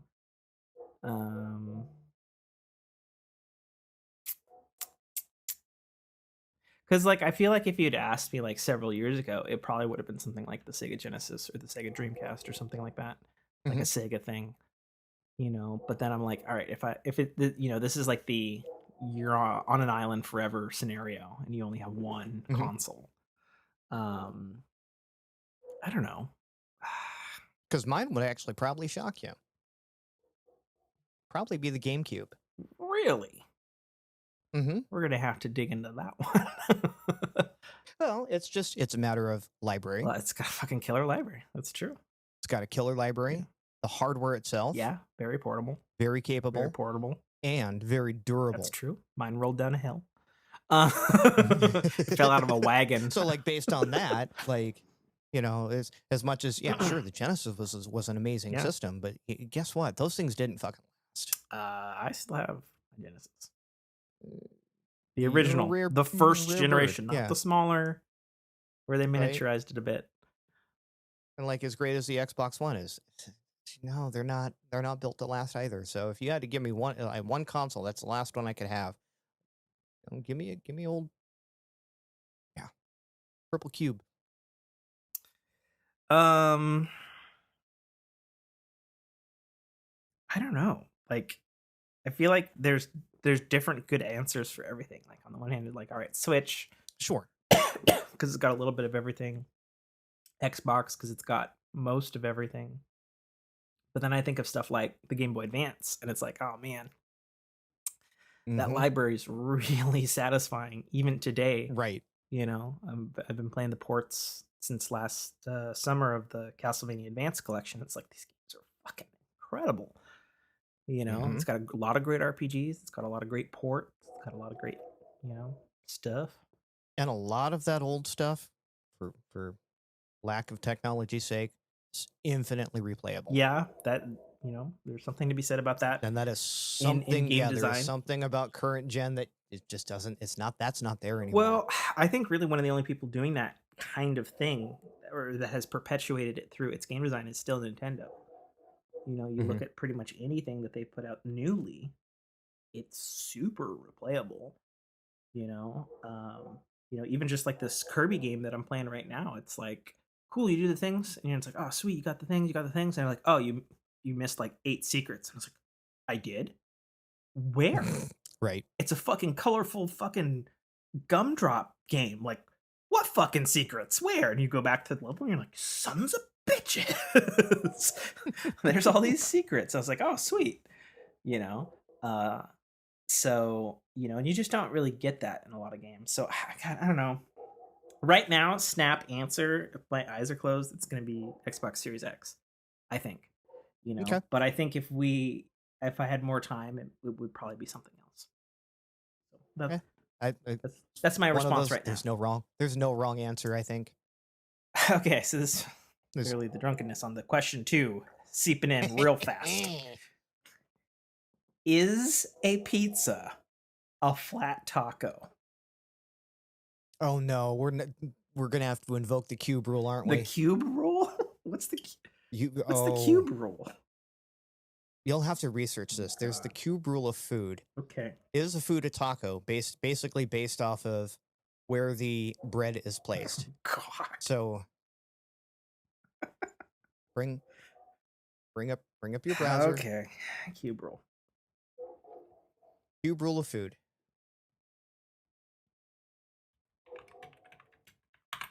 This has been a long debate in a bunch of my communities about the cube rule. Oh, cuberule.com. As seen in the Webby Awards, the Washington Post, Maryland courts. What the fuck?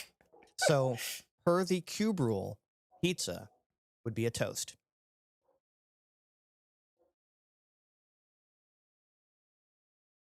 Taxpayers, what the fuck is this website? What the fuck is this website? Right? I'm sorry. Because everyone was asking the age-old question, is a hot dog a taco? So calzones, square, soup salads, a bread bowl, sushi's like an L, which I don't necessarily agree with. Right. Since that doesn't make any sense. Well, sushi is a wrap. Oh, yeah, I guess I see. I'm looking at this kind of pencil hand-drawn thing. Toast, sandwich, taco. Yeah, a bread bowl would be a quiche of some sort. So my question was, is pizza a flat taco? No, it's toast. Fucking okay. All right. Well, we're gonna copy paste this, and we have science to back this up. The cube rule I says see what a pizza is a says. toast, right? And a hot dog is a taco, and a Pop-Tart is a calzone. Okay. Yeah, throw the cube rule into the general talk in the Discord right now. Okay. All right. Well, question asked and answered. Question asked, question answers with science. Okay, cool. It might be pseudoscience. All right. Your question 2, go. Oh, question 2.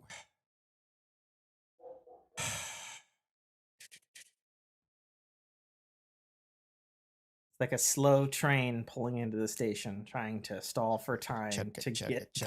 No, I'm just, my brain is completely blank at the moment. What would I ask? You may use Google, should you so choose. Okay. Here's one that gets asked on a bunch of podcasts that I listen to and have been on. What's behind the gamer tag? To which my counter argument would be, which one? Because I have 3. Which one do you use the most? The one I see the most is Linux as the demon. Yeah, and it's Linux, by the way. I've heard it Sure. jokingly thrown You say to tomato, me. I say tomato. Yes. The Yes. guy who called me that. So His name is not Linus Linux Torvald, okay? is the demon, is because I hated Linux at the time, and the PlayStation 3 ran Linux, and it was a buggy piece of crap, not unlike my PS5. And I was frustrated with it, and I went, Linux is the demon, because it was a buggy piece Okay. of crap on the PS3, and PlayStation never let you to allowed you to change your name until a couple of years ago for $5.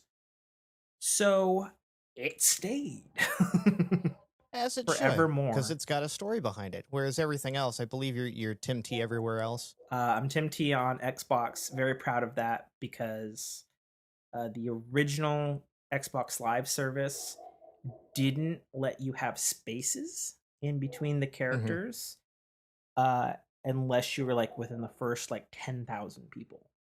And I was Right. like, yeah, I'm OG, I'm legit. I was there on day one with the fucking headset and Crimson Skies, which by the way is still a fucking amazing, amazing fucking game. An adult tailspin game, if you will. So I was very proud of the space in that, and I just went. I was like, I don't feel like because it was an early time in Xbox. I was like, I don't really know like anonymity. I was like, I'm Tim, Right. and my last name's T. Sure, fuck Mm-hmm. it. There we go. That's what I am on Twitter with an underscore. Right. And then uh, actually, my name on Nintendo, and it's changed a handful of times because Nintendo's weird. Presently, it's Tim Shenanigan, spelled oddly with many eyes. And Shenanigan actually is the last name of my main character in my epic fantasy book of 900 some pages that got shelved a long time ago due to Okay. Don't Ditch Your Editor's Daughter. So I just always kept it with it, and there you go. So that would be what's behind each of the gamer tags. I was trying to think. Do I have a Steam one too. I'm not sure what I am on Steam. Might be able to. I don't know either. I think you might just be Tim T on that too. If it logs in correctly, nope, it wants all kinds of validation stuff. Right. I don't know what it is on Steam. It's something. Yeah. All of mine are at this point derivative off of my Xbox gamer tag, which is NateFoo, N8FOO. But yeah, back in the early Xbox days, I had the the cringy 16-year-old gamer tag, and back in the Swipe for arcade. you or something. Oh no, it's back in the arcade days. Remember, you'd get a top score and you got 3 letters. Sometimes 4. Sometimes 4. Mostly 3. 3 was basically the standard, and everyone they do their initials or they do something weird. And for a while, every time I'd get the first one, I'd just put ace because I aced it. Nice. Right, and that was cool and all, and I started seeing it pop up, and then I'd start getting through top scores, and it became hex, HEX, because it fit a nice good 3-word and it was unique. So then when the Xbox came out, I was just like, I don't want my name on there. And you couldn't have 3 letters. You had to have, I think it was by the time I signed up, it was 6 characters minimum, or there was like a that. character minimum, I believe. Right. So it became hexed with 3 X's. HE, triple X, ED. Triple X. And it was that way. Yeah, I was that guy. And it was that way for a long time, up until basically 2016, 2017, when I started basically getting into communities, and I'm like, I don't need this cringy crap from my youth. Let me come up with a new gamer tag on the fly. And it goes back to my days on bowling leagues. And you look at the scoreboards, and it has your full name on the bottom, but when you're in queue, it truncates your name, and it would chop off the last part of my last name, leaving Nate FU. I didn't know that. That's good. That's good. right? So it just became a running joke when I was almost up because I'd bowl my frame and then I'd go and socialize. I'd talk with someone. I'd go grab a beer, somewhere across the bowling alley. Nate Foo, you're up. Like, okay. And after about 4.5, 5 years of being called Nate Foo, I'm like, that works. So I went to go put in. I'm like, I don't want FU because I already know where that's going to go. I don't need to be FU. Someone's going to look at that wrong. So it just got derivative and N8 FOO. Cool. Yep. And then everything is, I think Nate, my PlayStation handle, which I don't even have a PlayStation, but I made an account. True. But it's Nate Foo PS, which comes out to Nate Foops. And I typed it in and I said save and I went, oh, that's you're locked in. It's locked in and I don't care. I actually, but yeah, and then like Steam is zeros instead of O's, and I debated when they did allow you to change your name on PlayStation Network with my PlayStation boys, Tuesday Night Boys. I was like, hey, because they all know I'm Tim anyway. We all know each other's real names at this point. And I was like, I'm thinking about changing it. And then they were like, Linux, why would you do that? And I'm like, I think that proves what has happened here. So I never changed it. What frustrates me the most out of all of that, like, one, because it's a play on my name, obviously. Again, it's derivative. It's nice when I'm in a fire team when someone goes, Nate. It's like, I know who that is, right? I don't have to remember, oh, right, I'm Linux. I mean, I respond to it, surprisingly. And I think it's just because years of playing with the same group of guys, I'll respond to both. I remember particularly in Destiny raids, especially after we all knew each other for real, Linux, get over here. Linux, get over here. Do the thing. Tim! Oh, shit! Because you're focused on a raid. And that was the other thing, like playing under the old gamer tags. When I was playing in fire teams with my friends, it'd be, Nate, can you run this? And then it never failed. Someone on the party goes, who's Nate? Yeah. Because it's got my gamer tag up there that's not Nate, right? Like, oh, Hex is Nate. Yeah. Okay. 100%. And now, if another and they're gonna do it just to troll me, another person on my fire team says N8. it's Nate. Stop it. You shouldn't have given me that ammunition. No, I know. I said it's gonna be trolled. It's gonna be used against me, and I'm used to it at this point. No one ever goes, "Hey, Foo." That's easier. No, they gotta butcher the first two. Bastards. All right, excellent. Question 3. Question 3. That's actually a pretty good question. If you could change one thing about your spouse that's not physical, what would it be?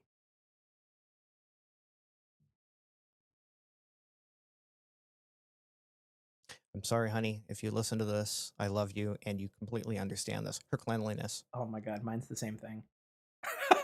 Right? Ditto what Nate said. That counts for me too, honey. I'm sorry, babe. And you know. It's true, she does too. I'm not lying. Yeah. But yeah, she can be a slob. Like, she absolutely destroyed my second bathroom with all sorts of products and devices. Yeah, I have like black fucking shit from some fucking clay thing that she did in the shower. I'm like, why is it up there? You're 5 foot. What the fuck? and you know this as well as I do. The ball of hair. Oh my God, dude, we just had to get a bunch of Drano because we're fucking having some problems. And that's just the stuff in the drain. What about, does she do the thing where she sticks it on the wall? No, thankfully, it just gets there somehow.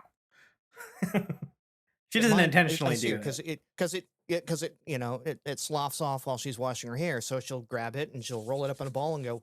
Oh, thankfully mine doesn't do that.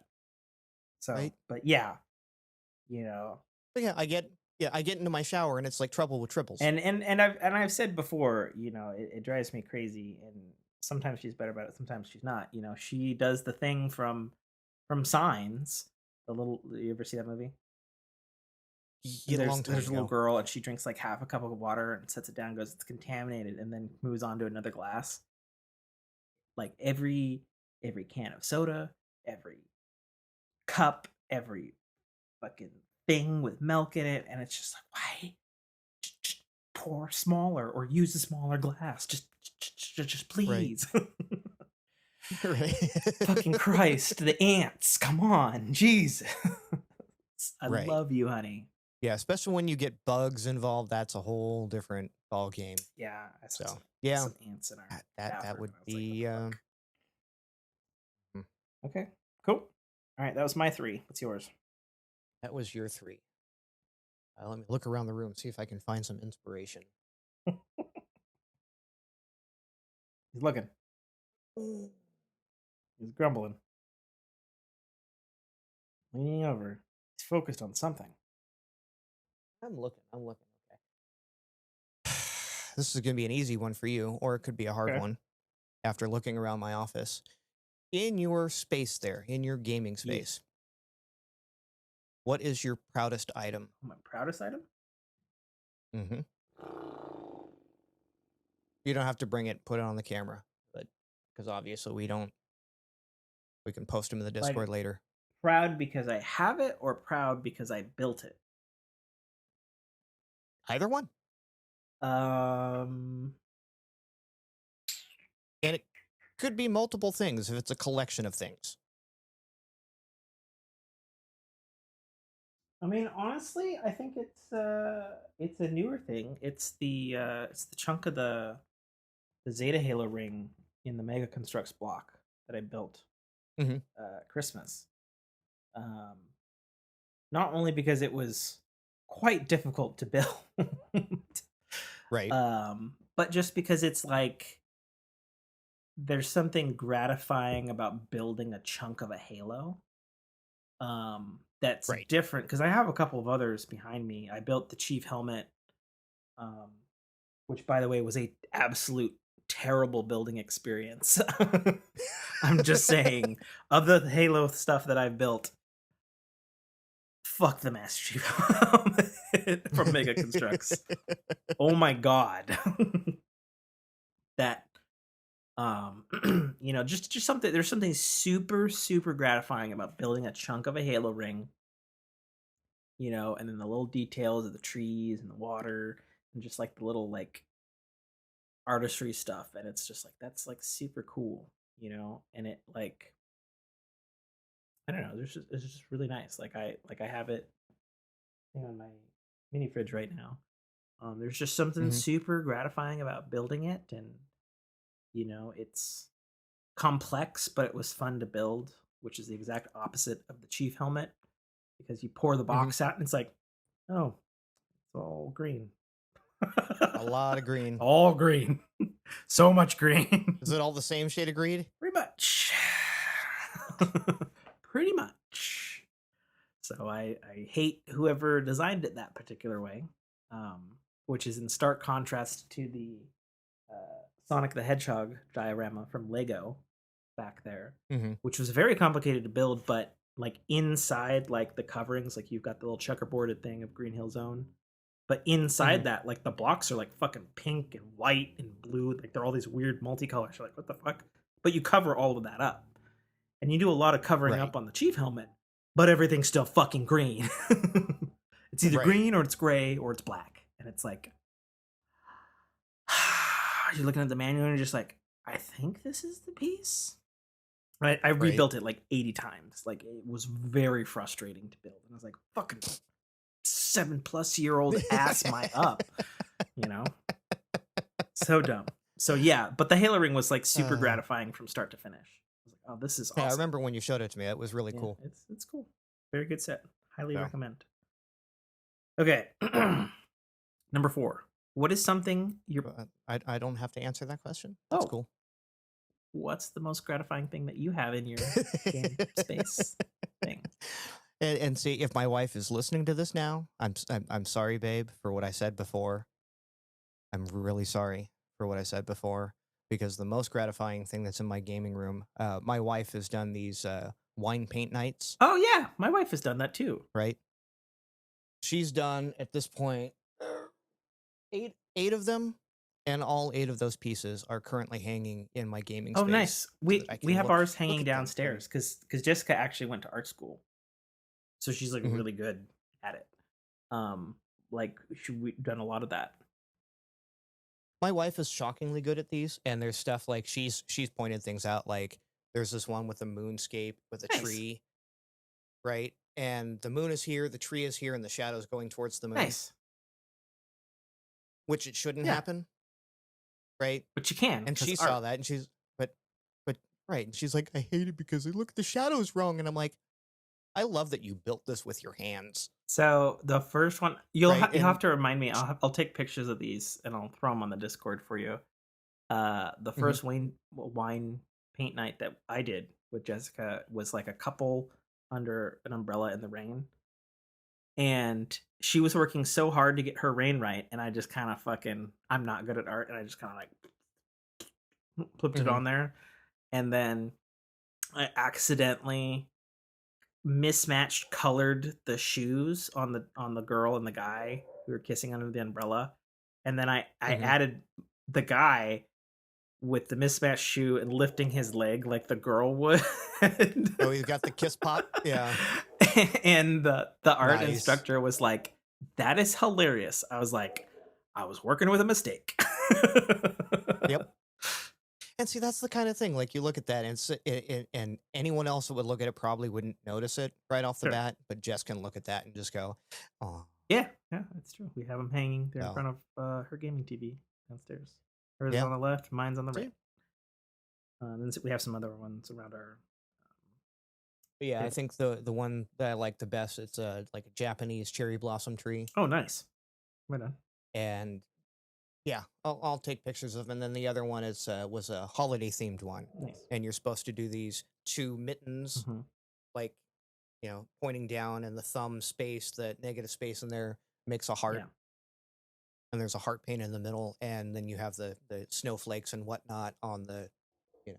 cuffs, and it says love at the top. Nice. Not my wife's. So she did the mittens and the heart, and where the snowflakes would be, she has TIE fighters, Oh, nice. and where it says love, it says fuck. Okay. All right. So I love that. Yeah, she totally just riffed on it, and she knew it wasn't like she was gonna make a mistake to begin with. She's like, I'm riffing on this. Mhm. I've done enough of these. I'm just gonna do something I think is funny, and it's just again, I'll take pictures of them. I'll post them in the Nice. Discord. We'll do the same. All right. Number 4.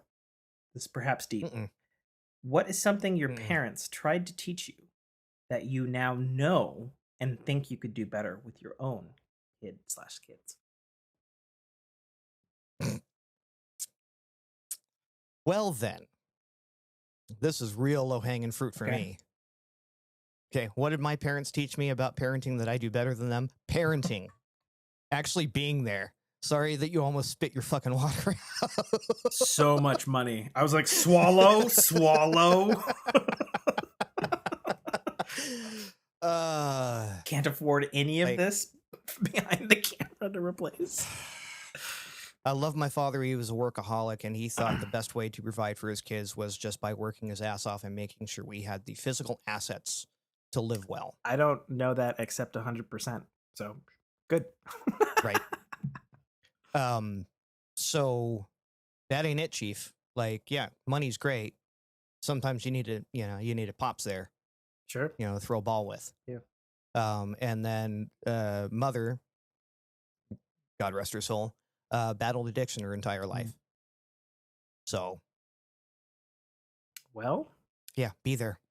That's being able to actually parent my children, and have them piss on me at 3 o'clock in the mm, morning. Um, I would have loved a daddy to pee on. Don't know what to say about that. The look on Tim's face right now, recoiled in horror is what that look is. recoiled in horror. So one, I almost made him eject Oh my his god. bodily contents. Now he's gasping for air. Yeah. I can definitely agree with that to a certain aspect, at least from the father aspect. Mine is actually this is my own observation that I hope to pass on to my future children who are not in progress yet. Um, is just the You're still practicing, follow right? through on going back far enough to know why something is. I found to be a very key lesson that I never got all the way. Like I know my dad tried to, but like he never like finished the whole thought of the quote unquote lesson. And I like observed it to be true later. You know, things like why do you need to do your taxes? Like you just do them Okay. and you do this and you do Right. that. And it's like, okay, cool. Why? Like Right. what's Because the I said so was why not an answer. behind something? Right. You know? And something like, you know, my computer illiterate mother, you know, and I've tried over the years and I've gotten a few things through, you know. Uh it's my observation that if she understood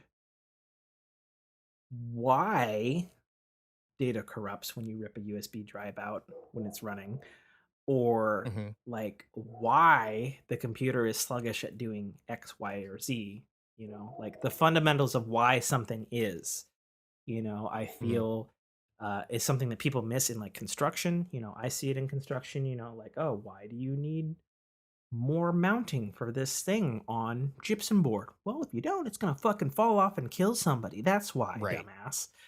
You know, but it's like that And they something can't. see in construction, I that's almost unforgivable because I It happens understand all like the in our time. parents' generation they didn't but in our parents' generation they didn't have hard drives. They didn't have like the only corollary I could ever give my parents about why you don't rip a USB drive out of a computer while it's running is the same reason you wouldn't pull a record off a turntable while it's turning. Oh, that's a fucking awesome analogy. See, and I wouldn't think Right? about that because I never really had records growing up. I knew people who had Bingo. them, but my dad Right. was a fucking 8-track and cassette man, you know. Mm-hmm. So yeah, fair enough. Yeah, so that's what I'd like to uh, you know, And that's impart. something that, as a parent with young children now, like when I tell them not to do something, I try to give them a why, Hmm. because because I said so and do as I say, not as I do, don't fly. Especially if that becomes the norm. And it's silly things like there's an entire game about trying to make sure your baby doesn't kill itself, Okay. right? And it's a silly little indie game, and it's just like the baby, if you don't watch it, it'll try to drown itself in the toilet, What is it? A right? Because sim? baby's gonna Oh my baby. god. Yes. Yes. And baby's gonna baby. Okay. And there's a little bit of truth to that because they're just curious. They're infinitely curious and they don't know the whys Mm, and they don't know reasons why they do things. And one day it's like I looked and my daughter's got a shoelace tied around her neck yeah. because to her it's a necklace. To me, that snags on something, you're choking, Sure. right? You're playing, right? Oh, Daddy, I'm a puppy and I'm in my bed tonight. So I put a leash on. She had tied a shoestring to her bed frame and then put it around her neck. And she's in the top bunk, Yikes. Okay. right? So not only is honey, we don't put things around our neck, Yeah. but why? Because you could suffocate, you could lynch yourself. I know this is gruesome. I know this doesn't make sense to you, Props that you went but that you far. could severely hurt Yeah. yourself, right? And got to the point where it's like, if I take this and tug on it, Yeah. right? Nothing hard. It's like if I tug on this, how does that feel? She goes, "Oh, I don't like that." I said, "Now think of that if you got stuck." And she goes, "Oh, Yeah. See, that's oh." smart. That's what So I wanna be able to do my that. youngest, yeah, my youngest was playing with something like a shopping bag, a plastic shopping bag, and put it over her head, Mhm. right, the handle. And my oldest walks over to her immediately. He goes, Charlotte, never around the neck," and takes it off of her. And I'm like, Good. so yeah, when they understand the why, Yeah. it makes enforcing a rule easier than because I said so. Well, and for me, because I was the kid who's like, "Well, why that?" You know, "Well, why this?" Hmm. You know, whatever. I always ask those kinds of things, but usually the answer given was not suitable or not complete enough to go like far enough back to be like, okay, you know, like we haven't gone far enough back in the line of information needed for the real why Hmm. of something. You know what I mean? So that's what I think I'll be able to. And to do this for my children. this is something that I am so happy about growing up in the era we grew up in. So I've got every answer I need in my pocket, Sure. right? Whereas our parents had encyclopedic or just experience knowledge, Mhm. which, while beneficial, Sure. Yeah, it's not as complete as today, for sure. it's not as Yeah. complete, right? You can fill in a lot more detail. Okay. Um, I guess it'd be your 4, and then we have 5, and we'll get the fuck out of here because we've already gotten quite long. With Of all, course, because we always go well, long. we've had a lot of bio breaks this time. That's for sure. Both That's mine. that's what happens when we do it during the I day, guess yeah, it's true. We don't normally do it during the day. That is 100% true. right? We've eaten food and drank and Yeah. All right. What's your 4? yeah. Okay. Are there more doors than wheels or more wheels than doors in the world? As a door guy, there are more doors than wheels. 100% correct. Right. A You think hundred so? percent, yes. Okay.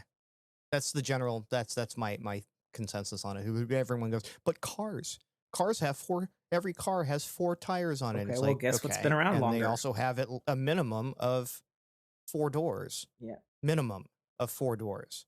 If you consider a trunk and a hood a door, sure. which it is, Well, I think the door's and that's older, not in. right? It's Hmm? older than the wheel. A door, Sure, you right. know? And then inside the car, you have the glove box. That's another door. The ashtray, if you have a car with an ashtray, is another door. Sure, The center console is another door. So yeah, it's clearly sure. doors. And anyone that says wheels is off their fucking Agreed. rocker, Not even a right? contest. What You about don't have any argument from every me. cabinet in my house? They have doors to roll on. Yes. The number of 18 wheelers does not outnumber the amount of doors in the world. Nice. Final question. So doors. Yeah. Final question. What is something you never thought you'd be good at when younger, but now are good at doing?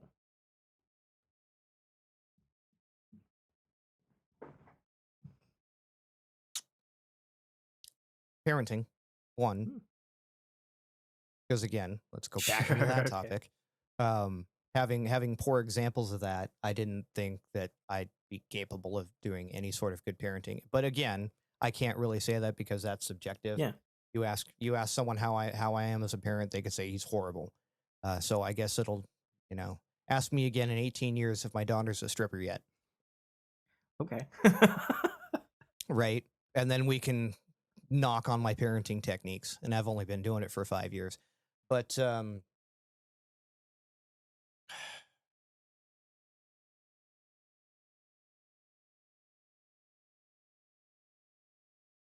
I don't know anything like that I didn't think I'd be good at. Hmm.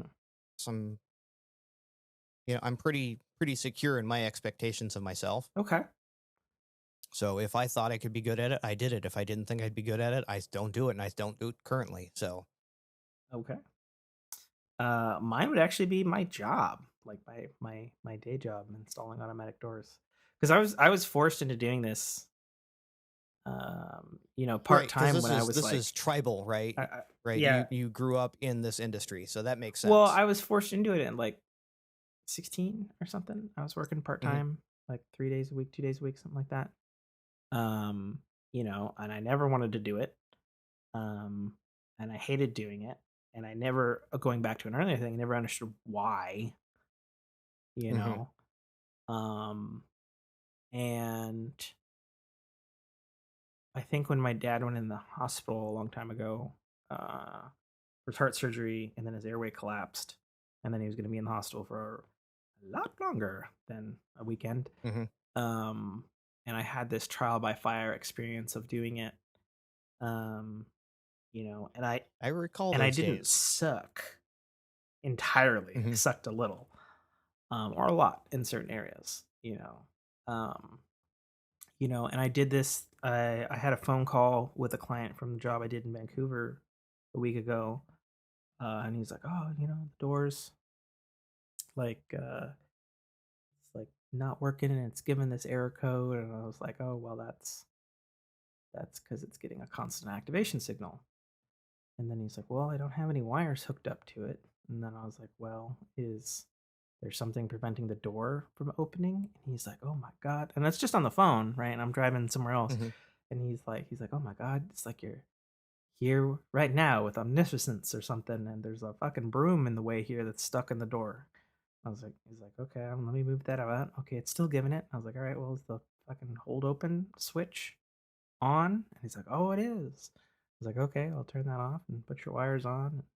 He's like, oh my God, you're a fucking genius or whatever the fuck.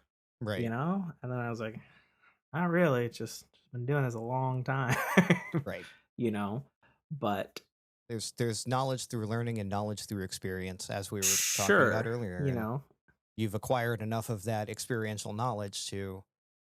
Well, and you know, we do hear it actually a lot that, like, you know, my company does a really good job and my company knows what the fuck we're talking about. You know, and others don't on the general, you know, and it's like I'm, you know, at a point where it's like, yeah, I'm pretty fucking good at this shit. You know, at this point, you know, and it's not just like me saying it because people say it to me often. Right. You know? I think a lot of that comes from a pride of work. Yeah. That you don't see a lot. I'm definitely, you know, if there is something that Dad taught me besides hard work ethic is to, you know, do something that you can be proud of, you know. And one thing that he did impart to me that was a correct assessment was, you know, do a good job with automatic doors and be proud of it, because you have to think about, you know, who you're helping. It's like helping, you know, and it's like, well, you know, you're helping like literally any disabled person that comes to this particular establishment. Right. You're helping other people. You're helping, you know, somebody's got a box. They're trying to get through a door, rainy day, whatever, you know, and it's one of those jobs that if they don't notice what you've done, you're doing your job right. Exactly. It's the maxim from the Cloud of God from Futurama. Like, you know, if you've done something well, people don't think you've done anything at all. You know, and that's an interesting statement. And with that is the end of another episode of the Forking Your podcast. You can find Nate Fu on all of his things.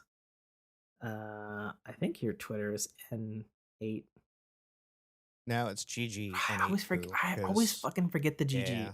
I know you changed it like a little while ago or whatever. No, I never changed it. I could never get Nate Fu because the Nate Fu that's out there is a freaking awesome dude. Okay, that's right. Fair enough. Right. Well, there you go. Oh, and you can check out all of our stuff at Dynamicworksproductions.com, which works again, by the way, because I didn't know it was down and has actually been down for the whole fucking year so far. I didn't know, Nate. I didn't know. My bad. It's back online, I promise. The overdue domain registry fees have been paid. And for shame. So you know what happened? I paid the website fee and I forgot the domain fee because I had just the hosting. Because I had they're not rolled in. Because I had the hosting on Squarespace and then the domain on GoDaddy because I'd had it there forever. Yep. And then I was like, oh shit. I've rolled it into Squarespace now because that's what I did with my own business. So that's how you used to do it. Your hoster and your registrar were the same. Not so much anymore these days. Not so much. All right, that's it. Get forked. All right, get forked. Thank you for listening to a Dynamic Works production podcast. You can find our podcast at www.dynamicworksproductions.com. Feel free to email us at dynamicworks@mac.com.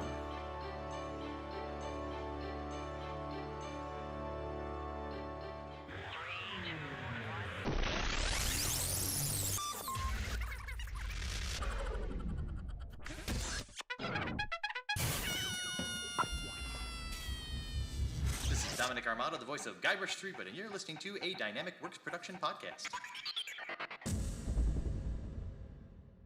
The Citadel, Arrival, is the first installment in a series of epic science fiction short stories reminiscent of the Pulp Fiction style. It's a fast-paced story that will take you through twists and turns that you will not expect, until they are thrust upon you with all the force, excitement, and chaos of a plasma cannon blast. The story follows Katarl, a nobody cog in the working wheels of a futuristic society run completely by Megacorp, a corporation that carefully runs and manages the lives of the people living under its sphere of power. On one of Katarl's few and far between days off from work, an outing he had hoped would be fun and relaxing turns into an explosive adventure that drags him kicking and screaming into situations and challenges that will make him question every aspect of his life. Watch this colorful tapestry unfurl as Katarl and his newfound allies find their way through this classic, yet oddly surprising tale of good and evil, where nothing is quite what it appears to be.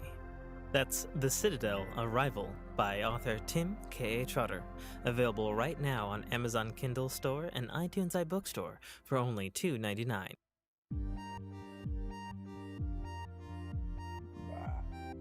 Oh, hi. Hi. Oh, hi. It just happened. Uh-huh. Likely story. Look at all this, like, sunlight and shit. Not used to us doing this during the day. No. And I'm actually recording this time, so I don't have any mishaps like I did, Yeah, me too. I figured out on the Dame podcast I did how to set I fixed the file format on my end. Not that there's anything wrong with the format once I got into the Logic, but it was recording in a really weird high quality format, but it was not what I wanted to work with. Sure. But I have it set up now, so it actually started as soon as the call started. Has a little thing now where it can go before that. I was like, oh, look at you. Yeah, it's good. Look at you, little audio hijack. It's good. Being pretty good in version 4 now that I figured out what the fuck to do. You're being all professional and shit. Before you know it, we're going to actually start going live with these things. Like, live, not... God. I don't know about that, man. I don't know. You look phenomenal today. I look fucking terrible. What are you talking about? I didn't even fucking change my shirt. Wearing glasses. Me neither. I got the whole dad bod thing going on right now. Look at this. Look at all this hair. I'm so overdue for a fucking haircut. Hey, you got more hair than some of my friends who showed up at the Troller reunion yesterday. Oh, we're gonna have to talk about that. You're bald now, huh? Okay. Right? Well, what happened? Oh. What the fuck? This is the only downside of it is I gotta fucking get the shit out of my face all the time. There we go. 1 second. No. Oh, fuck you, dogs. It's constant 105 on a. Oh, it doesn't matter if it's 105 a.m. on a day that ends in day, right? Yep, 100%. Fuck. Yep, that's it. So, order of business. Where do we want to put this new segment? Well, I got a question on this new segment because the way it was postulated was 5 random thought-provoking questions, but then the poll said just 5th topic. So is it a 5 questions or a 5th topic? That's not what I posted, I don't think. I am looking right at it. Should Fork expand to a 5th topic? But the suggestion is Mike and Tim come up with 5 random or thought-provoking questions, round robin style. What do y'all think? Mike and Tim? Who are you? What? You said Mike and Tim. Mike and Tim. Are you Mike? You did? No. Wow. No, my suggestion, is Tim and Nate come up with, wow. Woo. It's been a long fucking At least you got weekend. Hair. Yeah, at least I have hair and it's going gray as we speak. Oh, man. Hey, mine too. I got all kinds of. I mean, obviously it's less. I don't know if you can tell. I have more gray hair on my chin. I know you have more. Okay. I know, but you have some. But no, I did not. I did not see the results of the poll until you brought it up like this afternoon. So I do not have 5 thought-provoking questions, unless I do them just off the rip. You're gonna have to do them off the rip. So the question is, now do we intersperse them between topic changes, or is it its own segment? I think it needs to be its own segment, because we could go way off the rails anywhere and land back, we could land in video games during the middle of technology or life in the middle, right? I guess we have to bring back the wheel, because my ring only has 4 elements on the spinner. Right. Do you want to just do the 5 thought-provokings at the end? We can. It's up to you. Okay. I mean, that seems... You want to do it at the end? Yeah. Good way to close out. Close out on something like, just in case we end... Yeah, because we've ended a couple of them. It's like, well, that was a somber note. Yeah. Yeah, we usually run out of steam. So, yeah. I have my 5 thought-provoking questions prepared at 1:12 a.m. yesterday. Oh, boy. Today. Whatever. When I fucking... What was I doing at 1:12 a.m.? Oh, I was asleep. Then my nightcap was a little too strong, so my face hurts today. Is that an airplane flying over your house? Nope, that's a lawnmower. I think it's that neighbor. Okay. Good time in there, neighbor. It's a Sunday. This is the kind of shit. This is why when Ian and I were doing our outdoor shit, it was just like, well, we're at the mercy of Mother Nature. Yeah, and it was either lawnmowers, leaf blowers, airplanes flying over, random fire trucks, neighbors' dogs, our dog. Yeah. Is this good where this is? Microphone? What do you mean? In what way? I mean, is it good? Does it sound good to you? It could be closer. It could be like my depth here. Okay, well, I can't do. Oh, maybe I can. If I get it. And then wait. And drift away. And then we do this. Yeah. I don't know that with the puppet on the mic, you need the pop filter at this point. I do it all the time. I know. So this is the way it is. I know. Just saying, your plosives are fine. Oh, I don't know if you can see, but I actually found my old Amazon Basics, which is probably pretty similar to what you're using, although yours looks a little better. My old Amazon, you can see it. Oh, the mic arm? There. Yeah. Okay. Yeah, I found it. Surprisingly, I thought I lost it in the move 4 years ago. Nice. So you can actually be right up on your mic while you're streaming now. Kind of right up on the mic. I was just streaming. I think it's okay. I don't know. You'd have to check the VOD to see. Yeah, like the past couple times I've dropped in where you've actually seen me chat. If you don't see me chat, I'm just lurking. But yeah, the past couple times when you were in, it was like it felt like you were back here, and I was picking up a lot of room noise. Yeah, because it's like sitting on the fucking table. So that would be like the only improvement I could say you could make would be to arm up and get, not necessarily get the thing right in here for, FM broadcast quality, but yeah, it happened entirely by accident. I found the arm because I cleaned like my fucking whole house, and then we should probably roll into the show. Oh, is this it? Are we in on the show already?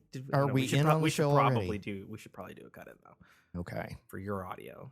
What about my audio? My audio is fine. I know, but if I don't have a cut in from the track I get from you, it's like, hearing, trying to line it up so we're not sounding like crazy people. If it records at the same time, you're only going to have about 10 seconds of that because I hit record, hit start call. Okay. So it should be close. But yeah, we'll do a cut in. All right, cool. Okay. All right, in 5, 4, 3, 2, 1, cut in. Uh-oh, Yeah, Danny. You had a blip. Yep. Can you still see me? Mm-hmm. Because I can't see me. I can still see you. Remember this issue I had a while back where I said if I banged my desk, I jostled my video card loose? Oh, yeah? That just happened. Do we keep rolling? We can keep rolling. I can't see shit, so I can't read Discord. Well, I tell you what, I have to take a shit. So why don't we full cut here? Yes, let's do that then. Resume in a second after the bio break. All right, 5, 4, 3, 2, 1. Cut out. Do I keep recording on my end? No. Hello? Hello. Oh, there you are. Okay. Cool. This one. Stop touching stuff. So good timing on a big oops on my part, huh? Yeah, I had to go more than I thought I did. Oops and poops. It's more like R2 flush the trash compactor on whatever that level is. Right. All right, cool. All good? You ready? All good. 3, 2, 1. Cut Cut in. Okay. Ready? I'm going to do a quick bio break You're gonna before do a we do bio that, break. though. Okay, cool. Oh, yeah. I'm going to do a hard cut if we can. Because I am Okay. also going to do a bio break. All right. All right, cool. Hard cut. Cut out. 3. Or 3. Cut out. Cut out. 2, 5, 4, 3, 2, 1. Cut out. Hello. Oof. Try that again. Oof. Hello. Yeah, you're scratchy, dude. I'm scratchy. Yeah. Like I didn't touch over anything. gain or something. Interesting. Okay, you're fine now. Okay. Weird. Just backed it off. Just a smidge. Very weird. Okay. All right, cool. Let's bang this out and get it. Yeah, let's figure out what these five questions are, since I'm kind of green at this. This is news to me. Sam. Yeah, but you at least prepped for it. Yeah, but like I drunkenly wrote these before I went to bed. Oh, this could be interesting. It was probably a good thing I didn't, because I was so exhausted last night. It would have been like, me too, but after how do you feel about puppies? I was super exhausted too, but after I cleaned up and put all the food away, I was like, I am too wired to fucking go to bed. I'm going to have too big of a nightcap. Okay, so let me ask, what was your libation of choice? It was third margarita, third cranberry juice, third vodka. In a Not bad. Okay. I don't have the glass up here. In a tall Guinness glass. Okay. So it was a little much. That'll do it. Yeah, that will do it. All right. We'll just kick off. We won't even do a 3, 2, 1. Okay. All right, cool. We don't need any more outtakes. I can stop my side.